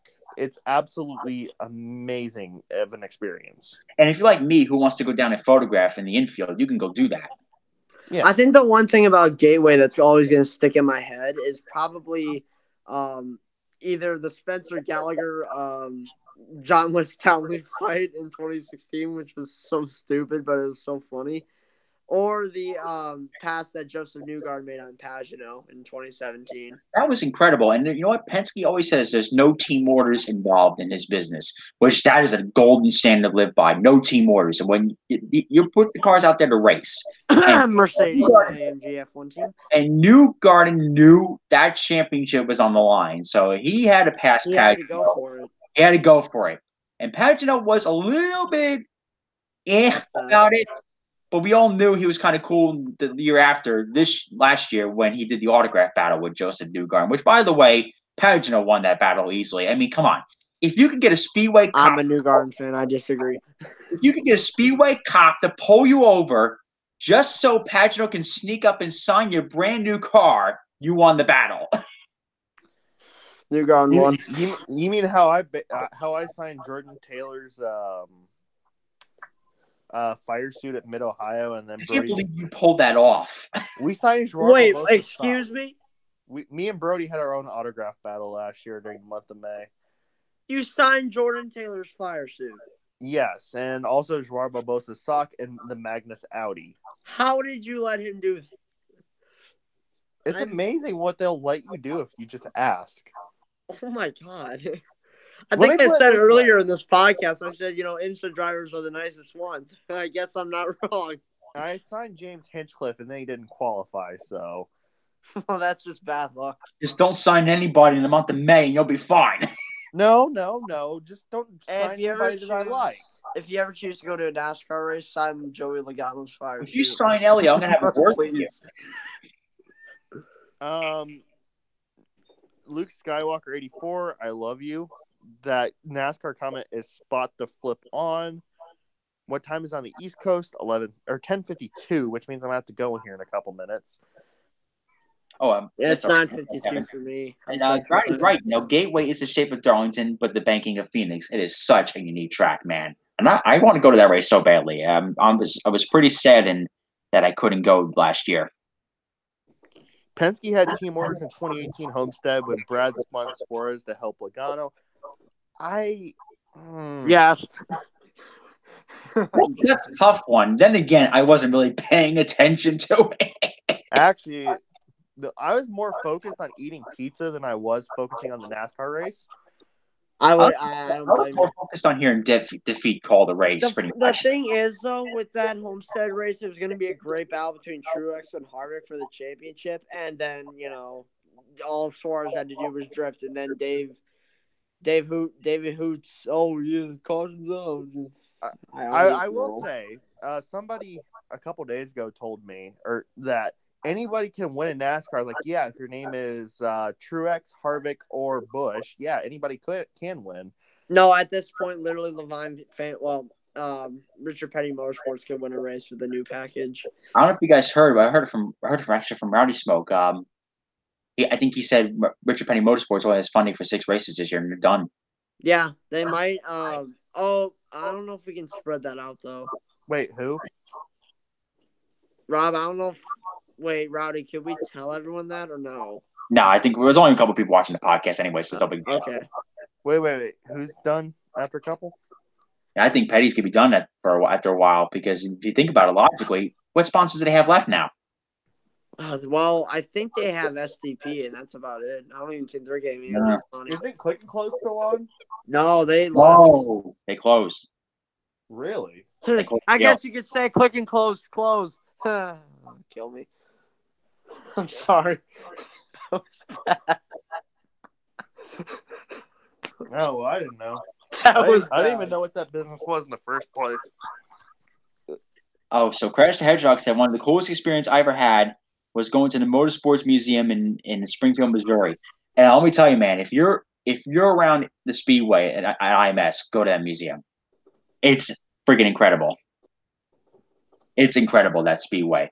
And we go to it all the time in the month of May, and it's just an unbelievable museum. And this year they're doing a 50th anniversary Mario Andretti exhibit. That's just going to be a fantastic exhibit. Oh no! Click and Close's website is literally just a white page. Well, so much for that rebranding for them. Man, Click and Close didn't outlast Kmart. That's so sad. And Luke Skywalker, yeah, Indiana's a beautiful, beautiful state in the month of May. Oh, Once the month of May's over, I want to go home. Hey, I live in Indiana. And I want to go home after the race is over with, because all the races come here to the Northeast pretty much for a couple months. Indiana's a great state to live in. I wish I could live there, because I like to be really close to the Speedway and be a part of it all year long. Yeah, I can say that my 2 diecast stores is Gearheads, sponsorship plug, and also IMS. My 2 favorite ones are Gearheads and Gutswear.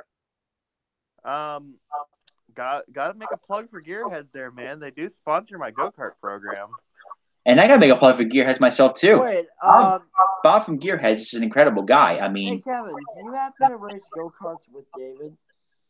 I'm going to be racing around David. Oh, okay. I was going to say, if you want some good diecast, Gutswear is the IndyCar supplier for me. That's where I get all my diecasts from, the modern ones anyways. If you're looking for like classic Indy cars and F1 cars and old NASCAR cars, definitely Gearheads. Bob's a good guy. He's almost a personal friend of ours now at this point. Definitely hit him up. And if you're a Tony Stewart fan, that's like heaven over there. Oh, yeah. The problem is that that if you want the good stuff, you kind of got to beat me to it, and that's hard to do because I literally live like 2 minutes from there.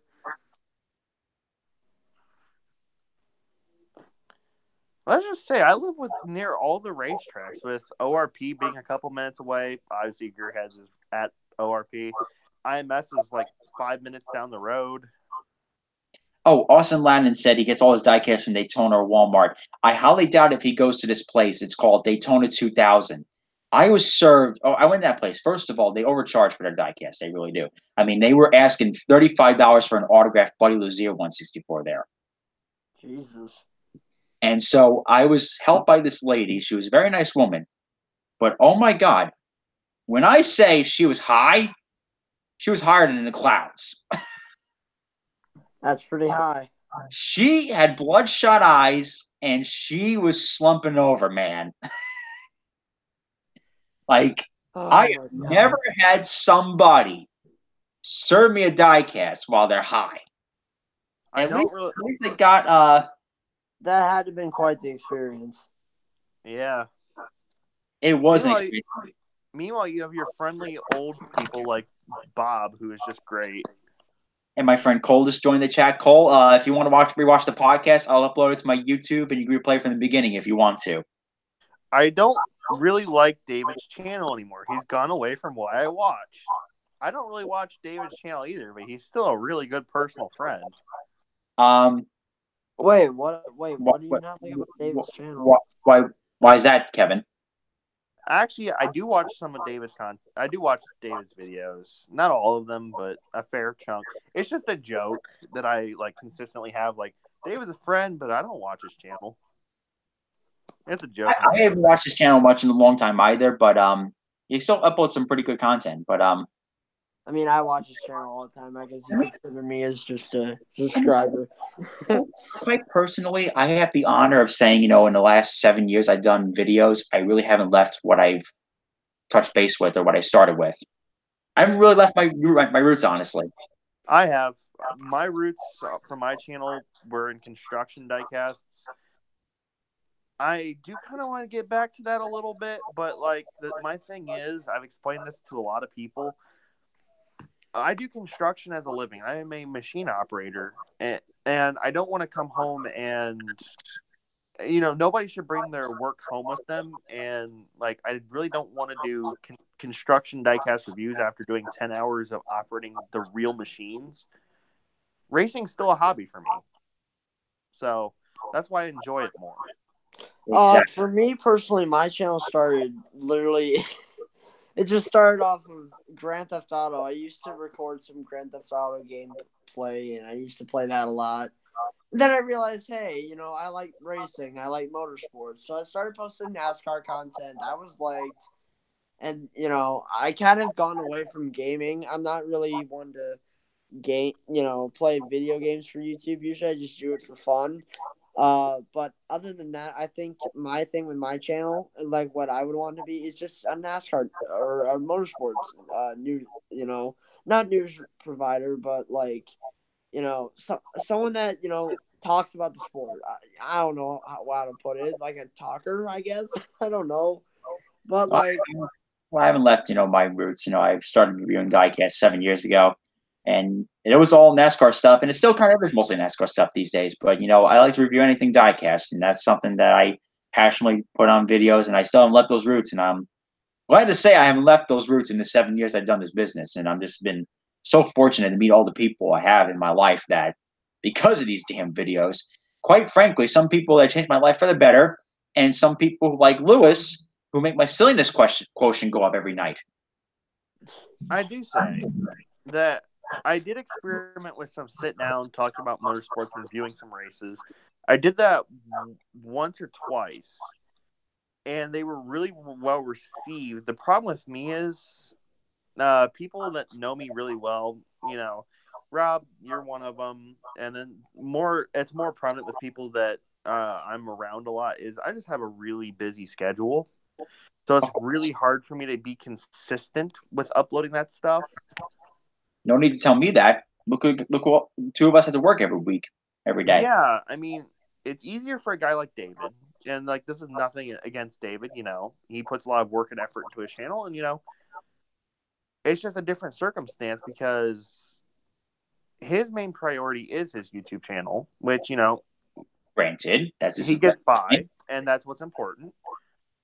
But social media and YouTube stuff takes a back seat for me, and I'm sure for Rob as well, because we do have, full-on day jobs and careers that we are focusing on. Right. On my lunch break, I'll go on my social media and I'll post the photos I took at the racetrack, but that's just really about it these days. So, I mean, my career is, I got a lot of big things coming up. I have a lot of things coming up this year in terms of my career for construction. I'm getting my own site to manage, which is great. So that's going to be like really busy for me. So that's cool, man. Construction workers are a very respectable job. It's really fun. It really is. If it's not really work if you get with a team of guys that you really like being around. And I'm lucky enough to have that sort of situation where I just have fun with those guys a lot. Yeah, I'm trying to pursue the career of a mechanic. Works at like an auto shop and stuff like that, like an oil changer or something like that. That maybe is exclusive to a manufacturer, or like work at a lube center or something like that. Do you want to change the oil in my car for free? What car is it? It's a 2013 Chevy. Okay, I'm down. Okay. Because I'm kind of like 5,000 miles past due. Oh Jesus. Okay, that's good. Okay, that's My not car's good. 1,000 miles past due. I got to bring mine in. Yeah, I've been driving a lot recently. I've been working 2 jobs to fund the go-kart stuff, so. Well, I think this summer I'm gonna wash cars, so can't wait for that. Okay, Hey. Luke Skywalker, do not go into politics. Do not go into politics. Is he bringing up Trump? Do not do that. Okay, that's the I am worst going thing to you could do. listen, I'm going to reveal what party I'm going to belong to in the 2020 election. The Go Fuck Yourself party. Yes, me too. Oh. I like that party. That's a good party. I'm going to cast in a write-in vote for AJ Foyt for president or Roger. I'm gonna say Bob Unser. I want Uncle Bobby being, he is everybody. Anyways, Rowdy, good luck, man, with your reading, and wait till the 24. Yep, have a good one, man, and just enjoy yourself. Henry, thanks for coming to the chat, man. Thanks. I know that part is just wonderful. I came up with that. Actually, no, the guy named the kid from Brooklyn came up with that. Big one of my heroes. Hey, I'm sorry, Lewis, but Peyton Manning's a good quarterback, but he kind of sucked after he left Indianapolis, and then went to that other team that nobody remembers. The Broncos. Like I said, that team that nobody else remembers. I mean, ever since I beat the Panthers, I've kind of been a shadow. If But anything goes everyone knows the Panthers 3D now for motorsport movies in the future. amazing choke up. Well, Crash the Hedgehog might prepare some racing movies in the future. Or if he becomes a director, definitely do something. Let's not forget that Peyton Manning retired a Colt. He retired a Bronco. No, he retired a Colt. He signed a 1-day contract with the Indianapolis Colts and then retired. Did he really? Well, obviously, getting the Hall of Fame as a Colt, probably. I remember it being on the news that he literally signed a 1-day contract with the Indianapolis Colts just to retire as a Colt. Like I said, it's probably just to get in the Hall of Fame as a Colt, probably. That is really dumb. It's actually kind of cool, though. Awesome, Landon. This is where our Skype calls usually, like we go from topic to topic. Technically, the podcast is technically over, so we're just reading fan comments and all that. So this is kind of like the fun, little chill part of the podcast. Like those almost kind of like after the red carpet on the Oscar. How old is IndyCar? IndyCar. Oh my God. Wait, what was the question? Also, my friend Cole is a big sports car fan, by the way. He's trying to get into sports car racing, which actually, how we exposed him, Kevin, was he was supposed to go to New Hampshire for the Cup race. But I believe they couldn't go for some reason. I don't know if it's because they upped the damn prices or what. But then I was talking to him. I said, dude, just come to Lime Rock. It's literally in your backyard pretty much. And you got a great experience with cheaper ticket prices. You can go meet your favorite drivers. And when you asked me about why I like sports car racing, I was gonna mention that actually. Like I seen ticket prices; they are cheap, and only knowing that. The funny thing is that they're cheap, and you're getting like an experience worth a lot more. It's really cool.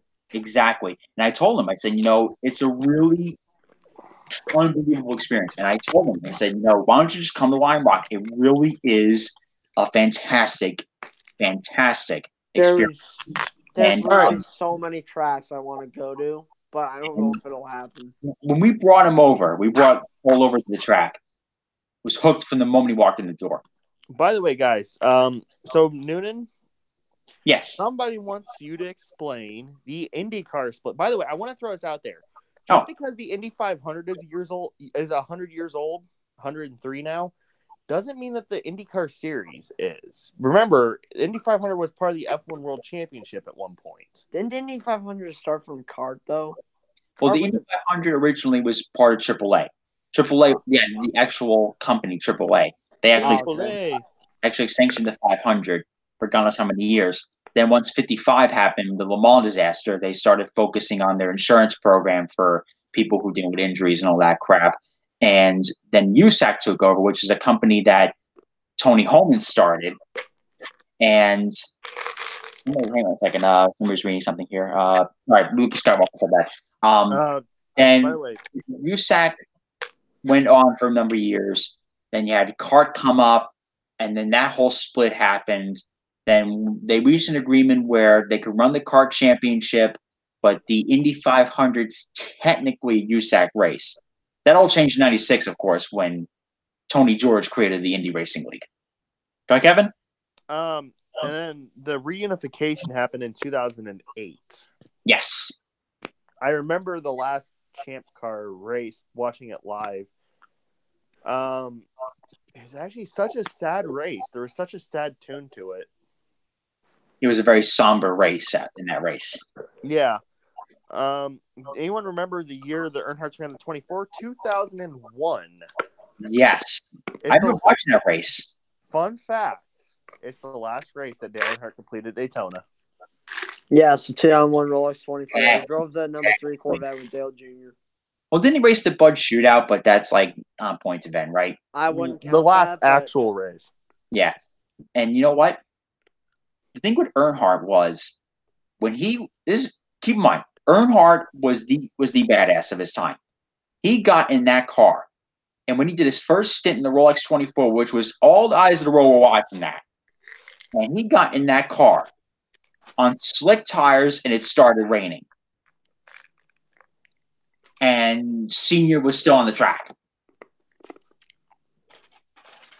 And I think Dale Jr. even mentioned in an interview that, like, that number 3 02 Corvette ZF6, literally because that was, like, one of his, Dale Sr.'s most epic, well, I'd say most prestige moments in his career, especially the last part of his career. I think that's what made the car so special.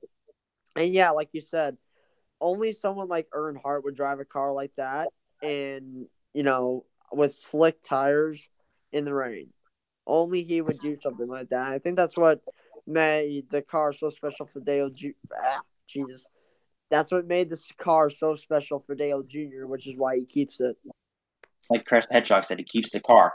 And also, a lesser, actually a well-known fact, the Corvettes still have number 3, and they always will keep number 3 out of respect for Earnhardt.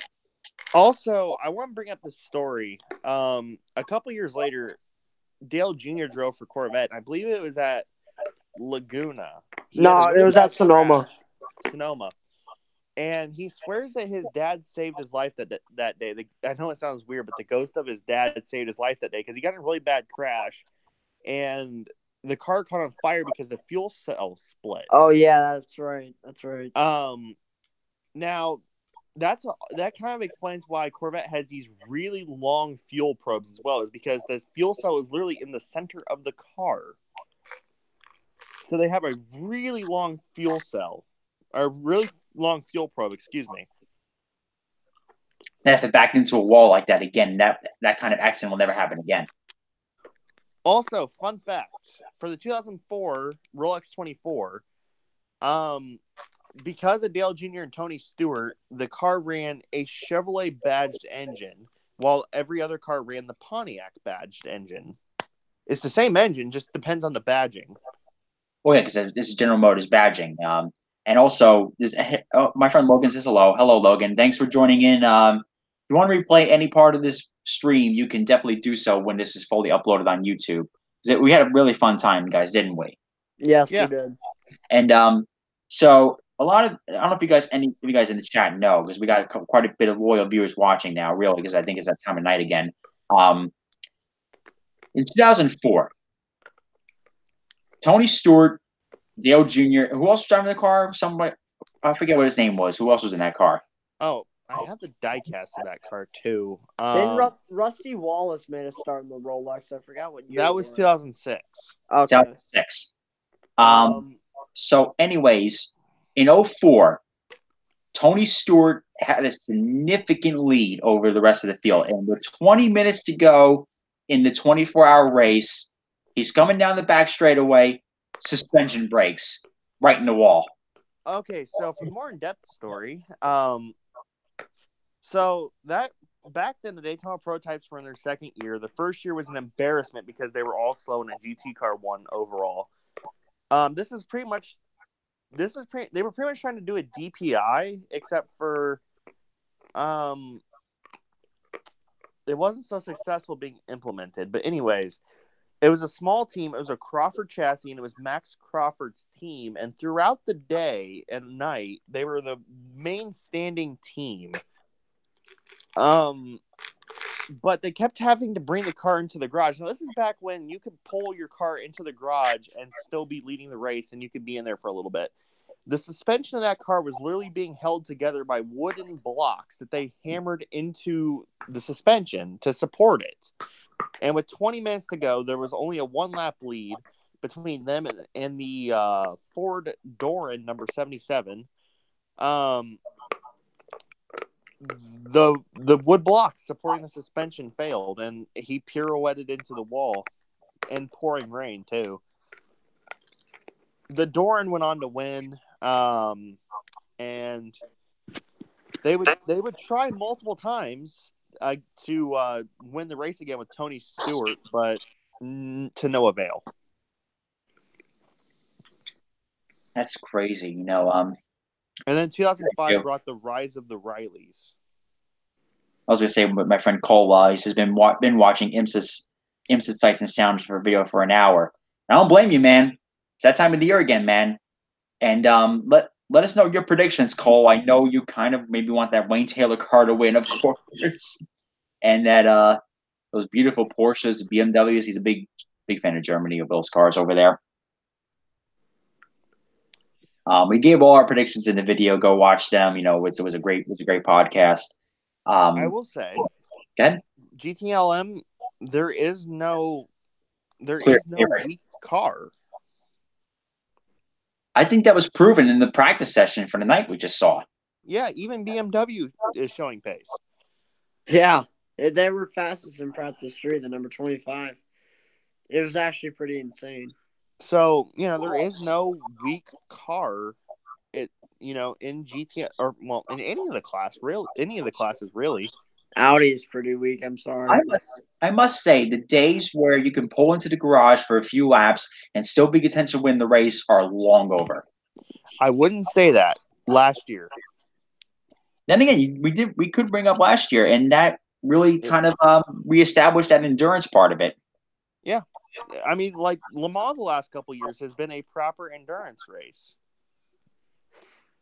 My friend Logan says, I don't know much about IMSA, but I want Penske to win. Attaboy. That's all you got to say. Rob, you're training them wrong. I'm training them. I'm bringing them up right. Rob, it should be Mazda. I want Penske to win so badly. I mean, Roger Penske's got to get a 24-hour win. Let's talk about the last time Roger Penske entered the Rolex 24 before the Acura era. All right, guys, picture it. 2009. He's running the Crown Royal Cask number 16 Porsche Daytona prototype. Oh yeah, that's right. They that was without the roof, wasn't it? As well. Huh?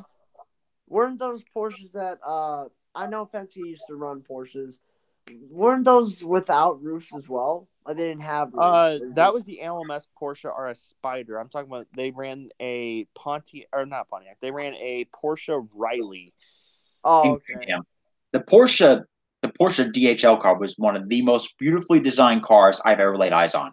Okay, because when people bring up Porsche and Penske, that's the first car I think of. Yeah, me too. That's my car I think of. But picture it. It's hour 17. It's Penske versus Brumos. It's a battle for the ages.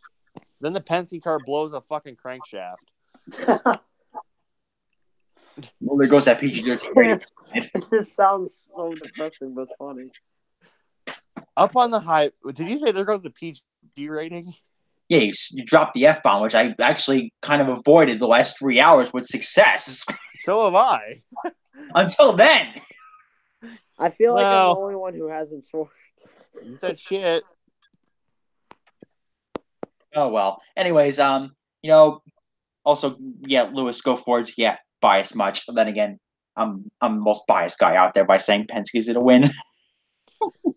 And also, Latin, I'll be down in week of Sebring. So week of Sebring is the 15th through the 17th. So I'll be down then. Um, What's look, PG-13? yeah, what is PG-13 these days? There's no such thing as that anymore in movies. I mean, unless you're talking Deadpool.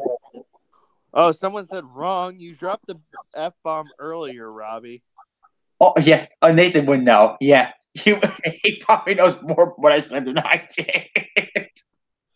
I probably You know did. what's odd? Do you guys ever get that feeling like you remember something from long in the past, but you don't remember like what you ate for breakfast? Yeah, I'm one of the people. I don't remember what I eat for breakfast, pretty much. I haven't even finished my dinner yet. I barely know what I had for dinner this night tonight. Oh, I had Chinese food. That's what I had tonight. Oh, I had Chick-fil-A. I had leftover pizza. Sandwich. Leftover pizza. Chick-fil-A is a great sandwich. I had Chick-fil-A for the first time in like years when I went to the mall last week for lunch, and the chicken they make this big great chicken sandwich there. Oh yeah. If you ask me, when it comes to fast food, it'd probably be McDonald's fries for me. Listen, here's the law of man here. If you see a Burger King and a McDonald's across the street from one another, don't take it as competition. Just go to Burger King for the burger, then go across the street to McDonald's for the fries. Oh my god. Oh, yep, that's right. You did say the go fuck yourself party earlier. Oh yeah, that's right. I did. How can I forget that? So I wasn't the first one, but I've said it more than anybody now. Logan, we got to meet at the track this year. Watkins Glen, that's no exception. We got to do that this year. So yeah, in a minute, in probably about like 5 minutes, I should probably go. Yeah, we talked for like 3.5 hours. I didn't expect this podcast to go that long. Hey, talking about IMSA for 3.5 hours, I could do that all day, which is why I'm staying up all 24 hours for the race. Well, we pretty much did it an eighth of a day already. Yeah, pretty much. So pretty much, we did pretty good. I think we all had key aspects that we talked about actually. All key aspects, and we also want to bring up some predictions, and I don't know if you guys want to do this, but I'm willing to do this pretty much a lot of the weekends for like all the races, including the IndyCar races, the NASCAR races, especially for the 500. We got to do it for, especially for the Daytona 500. Oh yeah, one of the few races I pay attention to. Yeah, it's gonna be a pretty. I hope it's a good show. Anybody in the comments? I don't have confirmation for this. What package are they bringing? Are they bringing? They're running the 2018 package. No, from where though? From Talladega or from Daytona last year? From I think it's from Talladega last year or Daytona. Well, I think it's actually both of them. Let us know in the comments, people. You guys probably know much more than we do, because nobody's giving me a direct answer for that yet. I think it's the Daytona package from last year. Oh, here's a good comment. I'm honestly not a fan of fast food at all anymore. I'm a bit of a health nut.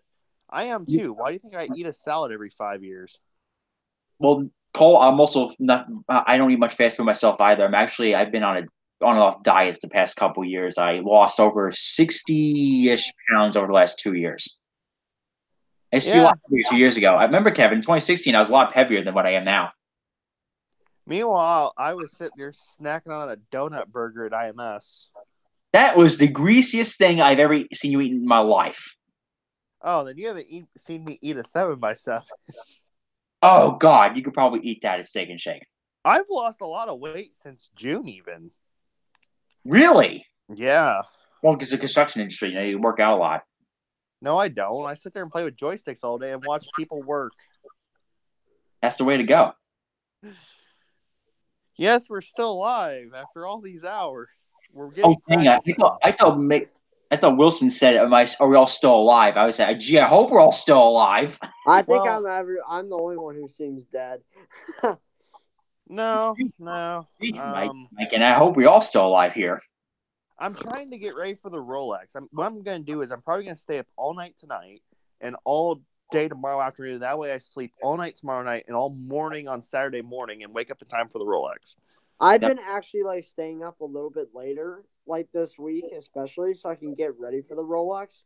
Then I'm gonna get a deep sleep Friday night, wake up, and then I got energy. That's my plan. Well, I'll tell you All what. Go ahead.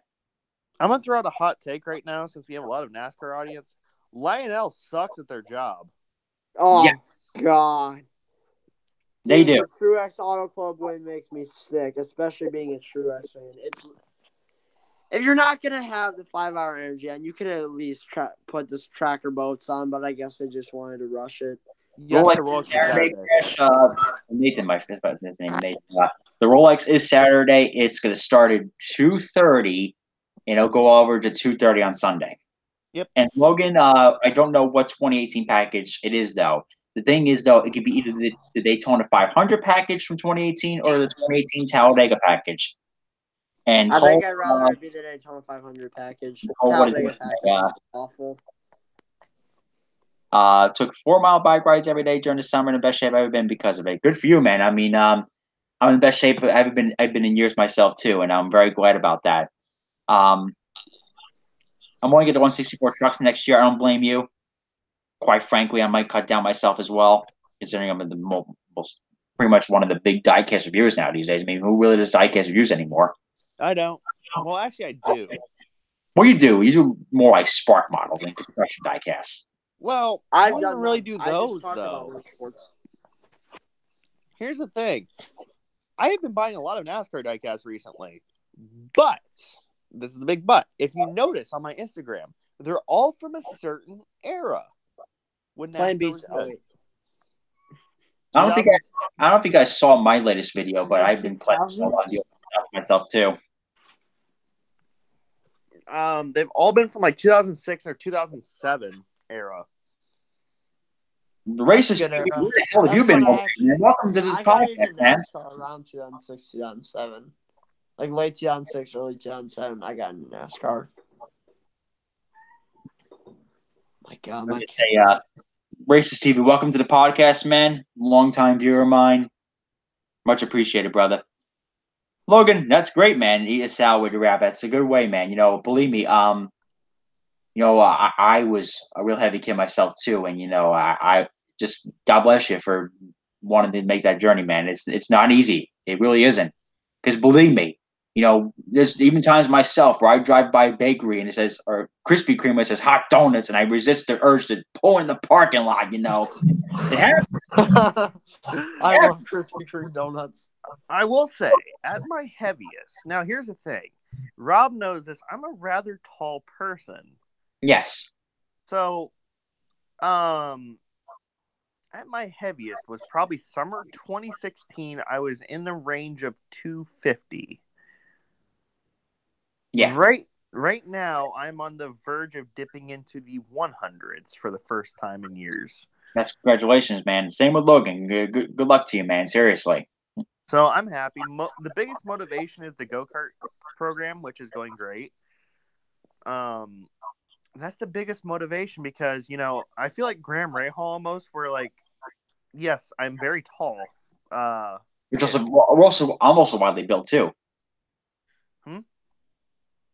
I would also he's almost a very wide built too, like Graham is too. Yeah, so I'm a very sturdy person. I'm pretty tall as well. I'm 5'10" or 5'11". I'm 6'5". Jesus. Logan, I must say, Dunkin' Donuts makes. God, dude, you could be an NBA player. Dunkin' Donuts makes the best goddamn coffee out there. I'm too white to be an NBA player, but I'm white enough to be a hockey player, and I used to. Rob, did you know that Dunkin' Donuts actually changed their name just to Dunkin'? I still say Dunkin' Donuts. Me too. That's what I grew up with. That's what I stay Dunkin' with. Donuts makes the best coffee. They make really good muffins, and it's really good. A really good place there. My favorite thing is their munchkins. I don't know why. It's basically a regular donut, but just like with one circle. But for some reason, it seems like they're better than the actual donuts. Yeah, Oh. what was I gonna say? Yeah, Cole. Yeah, Cole's a short one. Actually, he's actually at the same height as Lewis. So him Lewis on the same height. Logan would probably pat him on the head and then flop him to the ground. Like Orca Flop. Oh, God, I'm making bad pun. Not gonna lie, I would pat Lewis on the head when I meet him too. Like, hi, Lewis, pat on the head. But even just walking around the track, that helps a lot. I don't know if somebody once said this, photographers are athletes because they walk like 10 miles a day at the track. They face some real challenges. It's real challenge, folks. You Hey, walk Kevin, I photo equipment all day, you'll get used to it. And also, comic video game shop. Oh my god. Who remembers comic book stores when they were kids? I think there were a few when I was younger. I hope comic book stores come back around here because you know what? I used to love collecting comics when I was younger. The Simpsons comics is what I used to collect. I hope they stay though, because you saw what happened to Blockbuster. I get they're different, but even still. I mean, yeah, you know what? Here's the thing I like to say about this. Yes, digital media is great and all that, but there's nothing better than physical media. I'd rather read a comic book than read it off a Kindle. True. By the way, you will if you go to IMS for a day for the month of May, and this isn't even race day, it's just like a practice day, you will easily walk 5, 6, or 7 miles at least. Oh yeah, Logan said he was walking squat. He took 18,000 steps. You can easily do that just by walking around from the fan village to the not fan village, the Fanatics tents over there, and you can walk around to the corner. Which, by the way, if you go to Watkins Glen or Lime Rock, walking around the track is the best way to do it. And I'll be at Watkins Glen for the 6 hours, and of course, I'm definitely gonna do NASCAR this year. I want to photo shoot the cars at Watkins Glen easily. And then I'm going to definitely do a Pro World Challenge at Watkins Glen again. The only races I think I might go to this year is probably maybe the Gateway IndyCar race, possibly. I'm gonna definitely go to both. I'm gonna go to the Chicagoland Cup race for NASCAR and the Xfinity race. Those are the only races I really plan on going to. What about you, Kevin? Let me know if you go to Gateway. I mean, I'm down to meet you. Yeah, let me know because I am definitely going. In terms of schedule for me, we're starting out at Sebring. We got a lot of test days for IndyCar at IMS, so that's gonna be in there. Let's see here. Also, we got the IMSA race at Mid Ohio, the Indy 500, and then we're going to do the IndyCar race at Mid Ohio. We're going to do the truck race at Eldora. Obviously, we're going to do the Brickyard and Xfinity because it's literally 5 miles away from me. I mean, it's no big flipping deal at all. And then ARCA race as well because that's too much fun, sneaking across the track into the pit lane. Yes, sneak across the track, like actually walking across the physical track. And no security saw you. The fans saw us. Yeah, but no security did. How? Here's the thing. I don't think that they think that anybody's stupid enough to do it. Oh, then they're caught up in 2019. Anyways, and then IndyCar race at Gateway, of course, and then IndyCar race at I'm gonna be planning a lot of IndyCar races this year. Just not all of them are set in stone yet. Me and Mr. Kyle Cuthbertson, but we're definitely doing Laguna. Oh, you lucky bastard! Yeah, that was dude. I wish I could be you. And then to wrap up the year, Petit, Well, I'll be there, so I'll see you there. So that I'm going to be hitting at least half of the North American Endurance Championship races. Well, I'll be at 3 of the 4 of them. Well, I'll be 4 out of 4 of the tracks. I'll be at Daytona, which I was at Daytona earlier in the year. Sebring, Watkins Glen, Petit. So, that's going to be basically my schedule. And those are the confirmed races. I know that I'm definitely going to the Chicagoland Cup race. It's the only race I know I'm going to. I want to try to go to Gateway, and I want to try to go to another track, because literally Chicagoland's the only racetrack I've been to, unless you want to count, the Route 66 drag strip for NHRA. But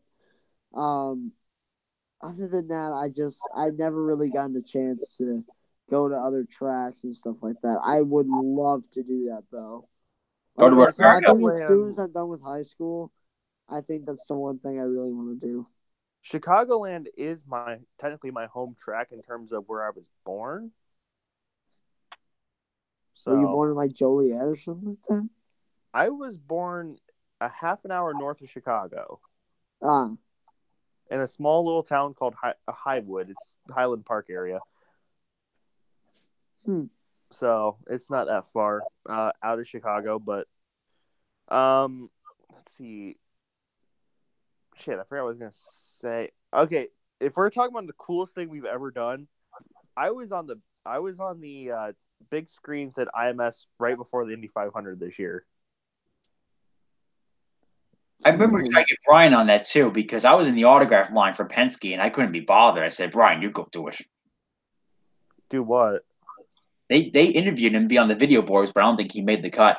I did. I know you did. That was great. Yeah, I unfortunately I was in the bathroom, so I need to find that clip. I'm gonna probably go to IMS Productions and bother the shit out of them until I can get it. Well, we saw it we saw it right before the pre-race ceremonies began. We saw you right on the video boards. Yeah, so that was just That was a thrill. I mean, the biggest thrill I had on Indy 500 race morning is I walked up the stairs with Rick Mears talking to him. Oh, by the way, Kevin, I subscribe to you. Aw, every subscriber helps. Yes, it does.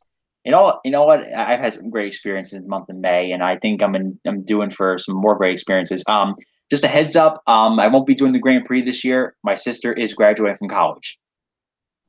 So Wait, which Grand Prix? The Indy Grand Prix. That's 2 in a row, Rob. What the hell? Well, this year it's kind of planned because I kind of exchanged it from Mid-Ohio. So I said, I'm going to do Mid-Ohio, but the Indy Grand Prix has got to put on hold this year because my sister's graduating college and I want to be there because, my father's been gone for like 13, 14 years now. So I got to represent him at the graduation. Oh, wait. Another cool thing I did this year. I was on Mike Harmon's social media. What? Hell yeah. Mike, drop. I mean, Lawrence Vantor likes my tweet. There's my flex. I was on Mike Harmon's social media. Hell yeah. The Mike Hey, Harmon thanks for the section. sub. Hey, Racers TV, thank you for the sub, man. Racers TV is a cool dude. Anybody who likes IndyCar is a cool dude. Oh, yeah. Hi, Racers TV. As I say, he was talking. So Crash the Hedgehog was talking about the Motorsports Museum in Springfield. It was also talking about before that comic shop. Physical media is just that's what I like more these days. I like to collect things rather than have them digitalized on the phone. I don't know about you guys. I think I'd rather have that too. But like, if it honestly, it depends on the type of day. Like, if I'm not feeling well or something like that, I think I'd rather just download it. But if I'm feeling up and happy, I think I'd rather go buy it. Read it from an actual like paper or something like that. I also talk about music too, like vinyl, CDs, DVDs, like all that. Yeah. The fact that Logan said William Byron like my tweets. Oh yeah, I love it when drivers do that. Again, Lawrence Vantor liked the tweet about because I retweeted what Porsche put out. It was about the 912 being fastest average lap in practice too. And like Lauren, and I retweeted that. I said I mentioned my friend Gabe, and because he's the Porsche fan, and then I see, hey, Lawrence Vanthor liked your tweet. I checked to make sure it's a real Lawrence Vanthor, not some imposter. Lo and behold, it was a real him. So that was awesome. That kind of made my day. The ones who generally like my tweets are Marco Andretti, Simon Pagino likes my tweets. Tony Kanaan has liked a few of my Instagram posts. Marco's more active on Instagram, I'll tell you that. Elio has responded to my tweets sometimes. I'm trying to think of other active drivers. That's really the most active guys I could find. I never got Ray Hall's attention. I think I've gotten Hinchcliffe's once or twice. All very nice people. I think I've gotten a few NASCAR drivers too, honestly. It's mostly through the photography I do, is where they get all the attention from. Wait, IMSA TV actually streamed practice 3? Did they? IMSA, because NBC wasn't covering it, like qualifying. They actually stream it on IMSA TV, though, which is shocking because they never do that for practices. Yeah, they started doing that last year, I believe. I'm fine with that. But anyways, I think this is the last time that we'll see the cars on track until the green flag drops. There's one more session tomorrow, I believe, and that's it. Anybody know if they're going to stream, or if there's going to be a live stream for the U.S. of the Continental race, or the Michelin race? Yes, they usually broadcast it later. Well, IMSA TV will have it live. Yeah, but like it says unavailable in the U.S. Oh, because IMSA TV is restricted in the U.S. Oh, NBC will rebroadcast it. NBC will be broadcasting. Actually, NBC's broadcasting it live, I believe. I think they are too. NBC are going feet first into this. This is awesome. This is NBC, good for them. So. It's like watching Speed Channel of old, pretty much. Why do I feel like NBC's graphics are better than Fox's? I don't know why. I feel like I was watching the qualifying today, and then like I looked at an old Fox broadcast. I was like, I don't remember the graphics being this good. So, and I think it's really cool. You know what though? As soon as I turned the TV on, I heard Rick Allen. I was like, please don't tell me he's going to be commentating for 24 hours. I won't make it through. You know what? I'm going to say this, and Rob, you've already heard this. Rick Allen, Dale Jr., and Steve Letarte need to get as far away from this broadcast as they can possibly be. You know what? I don't mind Rick as much, just as long as Steve Letarte doesn't get involved as much, and he kind of goes more about the experience. And Dale, I like Dale's passion for the. I don't mind Dale. I don't like Rick or Steve Letarte though. I just hope Rick Allen just doesn't say those stupid euphemisms that he has on his broadcasts. The tricky triangle. The tricky triangle. I hope he brings a mentality like he had with the IndyCar coverage. He's there to learn it, and he's there to have fun. I miss Justin Bell already. I hope Justin Bell comes back, but I think he's doing his own thing. Him and Tommy Kendall are doing their own podcast thing, though. I miss Tommy Kendall. I miss all the sex jokes on the live TV. You know what? Bring back Andrew Marriott, okay? Oh, he was great. Oh yeah, Pit Lane Andy. Who couldn't like Andrew Marriott? No. Alan DeCadney. Let's bring him back. Bring back Bob Varsha. Because Alan Bestwick's contract was up, I was kind of hoping NBC would hire him back up, but I know the fiasco with him and NBC. But even still, I was hoping they'd hire Bestwick up for him, because I think that'd be awesome. I was hoping really for the night hours instead of Rick Allen. I was hoping Bob Varsha and David Hobbs would come back. Well, the thing is, the night hours, I'm pretty sure we're going to be getting Radio Le Mans coverage. Well, no, during the deep parts of the night, I think we're getting like the regular IMSA website commentators. Yeah, the Radio Le Mans guys. But here's the thing. That's not Yes, there is IMSA diecast, but they are relatively expensive because they're made by Spark and they're in 1/43rd scale. But they're rare too. Oh yeah, Yes. that's why I get them right when I can.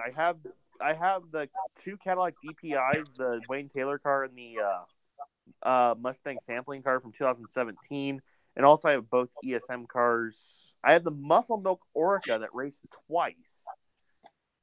The only IMSA diecast I have is the number 3 C7R. Yes. I Well, have- Logan, you can find IMSA diecasts for Hot Wheels at a local Walmart because if you can look very detailedly, you can find number 3 Corvette. I'll see if I can show you Ford, guys. Hold on a you second. name it. But anyways, what was I gonna say? But IMSA Radio, they are some of the best commentators for sports car racing. Like they are Radio Le Mans. I mean, guys like John Heindahl, Johnny Palmer, those guys are Paul Truswell. Those Yes. guys are very informed. They literally live sports car racing. I mean, they built Radio Le Mans specifically for covering sports cars. And they do talk about other motorsports like IndyCar and stuff like that. They don't waste their time on NASCAR, rightfully so. But they live and breathe motorsport, and they are informed. They're right there. They know everything that they can. Paul Truswell is an absolute genius. He is a statistician, as they call him. Like he is informed. He keeps track. He literally times the time we have between cautions. It's absolutely insane. So, and then the pit lane crew. I mean, Shay Adams. She does a fantastic job at her job. She's so IMSA informed. Radio She is really as is. good as it gets. And I hope to God, we get more of them in the coverage. I mean, granted, Lee Defeat and Calvin Fish and Paul Tracy are just going to be an absolute Dynamite. Yeah. And then Paul Tracy is going to be on with Rick Allen, so I hope he sets him straight sometimes. He better. I mean, at some parts of the broadcast when Paul Tracy was explaining to Rick Allen about downforce, like it felt like Rick Allen was just looking at him like, I have no clue what you're talking. Yeah. What's a dive plane? Literally though, it's like the midway through they were showing like the Peacock pit box. I don't know. It was like that. We have a massive crash on the back straight of the way. The window net's not down. Rick, these cars don't have window nets, you dipshit. That's something Rick Allen would say. Or Rick Allen would literally do what he always does. He'd throw a stick and ball sport reference. Oh, the Wayne Taylor Racing Cadillacs batting 1,000. Oh my God. The Corvette's going for the touchdown. The Porsche's the receiver. Well, the only time that a stick and ball sport reference is necessary is when one car literally punted another one. God. Which there should have been a call in 2017 when someone punted a car in the National Horseshoe, but I'm not gonna say anything. Oh, Jeff Gordon? Yes. And the Mazda? When he dumped somebody in the National Horseshoe. I was like, Jeff Gordon drove? I was waiting for the officials to call that one, and they didn't. You mean that whole one stint that Jeff Gordon drove? Yes, he punted somebody. Yeah, I know, right out of the pit lane. It was the Mazda too. Oh my God! I think Ford Mazda of Tom Long. That was funny. I was like waiting for that black flag to come out, but they didn't call him in. No, because it's Jeff Gordon. Marketable driver equals don't screw over. Am I weird for wishing Johnny Lightning would take over NASCAR license? No, you're not weird. No, you're not. People want that. Well, keep in mind that Johnny Lightning gave Greenlight their foundation for making diecasts. Yes, they did. Remember, the 164 that we got from, say, 2003 to 2007 was a Johnny Lightning mold. It was. 2008. They bought it from them. Yes. And they started producing diecasts. It was basically their foot in the door to make diecasts. And now Johnny Lightning is owned by Round 2, which they own Auto World and Racing Champions. And what are Racing Champions making? What? Well, this is a trivia question. They're making Richard Petty diecasts, and they're making the NHRA cars for the Dodge cars. Jeff Gordon did not win the Rolex 24. Wayne Taylor Racing did. Or his car did, but he didn't. He didn't carry his weight. Sorry Ricky Taylor basically carried that car that whole race. Jordan Taylor and Max Angelelli did their fair share, though. Yeah, but Gordon did nothing.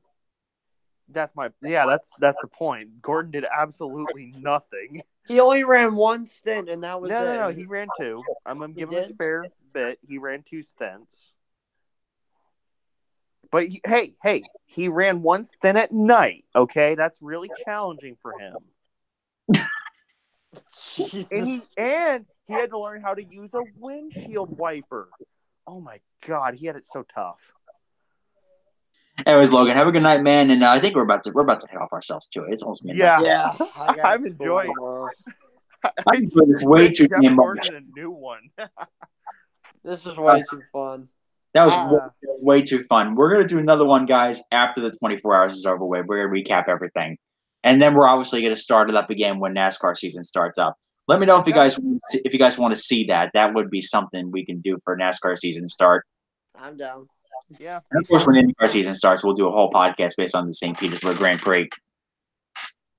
I will say, Fernando Alonso is going to have to learn how to drive a fast race car for once. That's harsh, man. Years. Yeah. Well, no, he had a fast race car in 2017 for Indy. Of course. That's about it, really. The only really notable run I remember Alonso having in 2018 F1 season was the Australian Grand Prix. He ran top 10. Yes, now we can fight. Ha ha. Anyways, guys, we're all going to head off. So we're just going to close off by saying, we hope it's going to be a great race. We hope you all tune in. And for all those that want to watch this video later, you can do so on my YouTube channel when this thing probably uploads. And if it doesn't upload, you can yell and scream at me that it didn't go through. Anyways, have a great night, everybody, and we'll see you in the next video. Bye. Bye.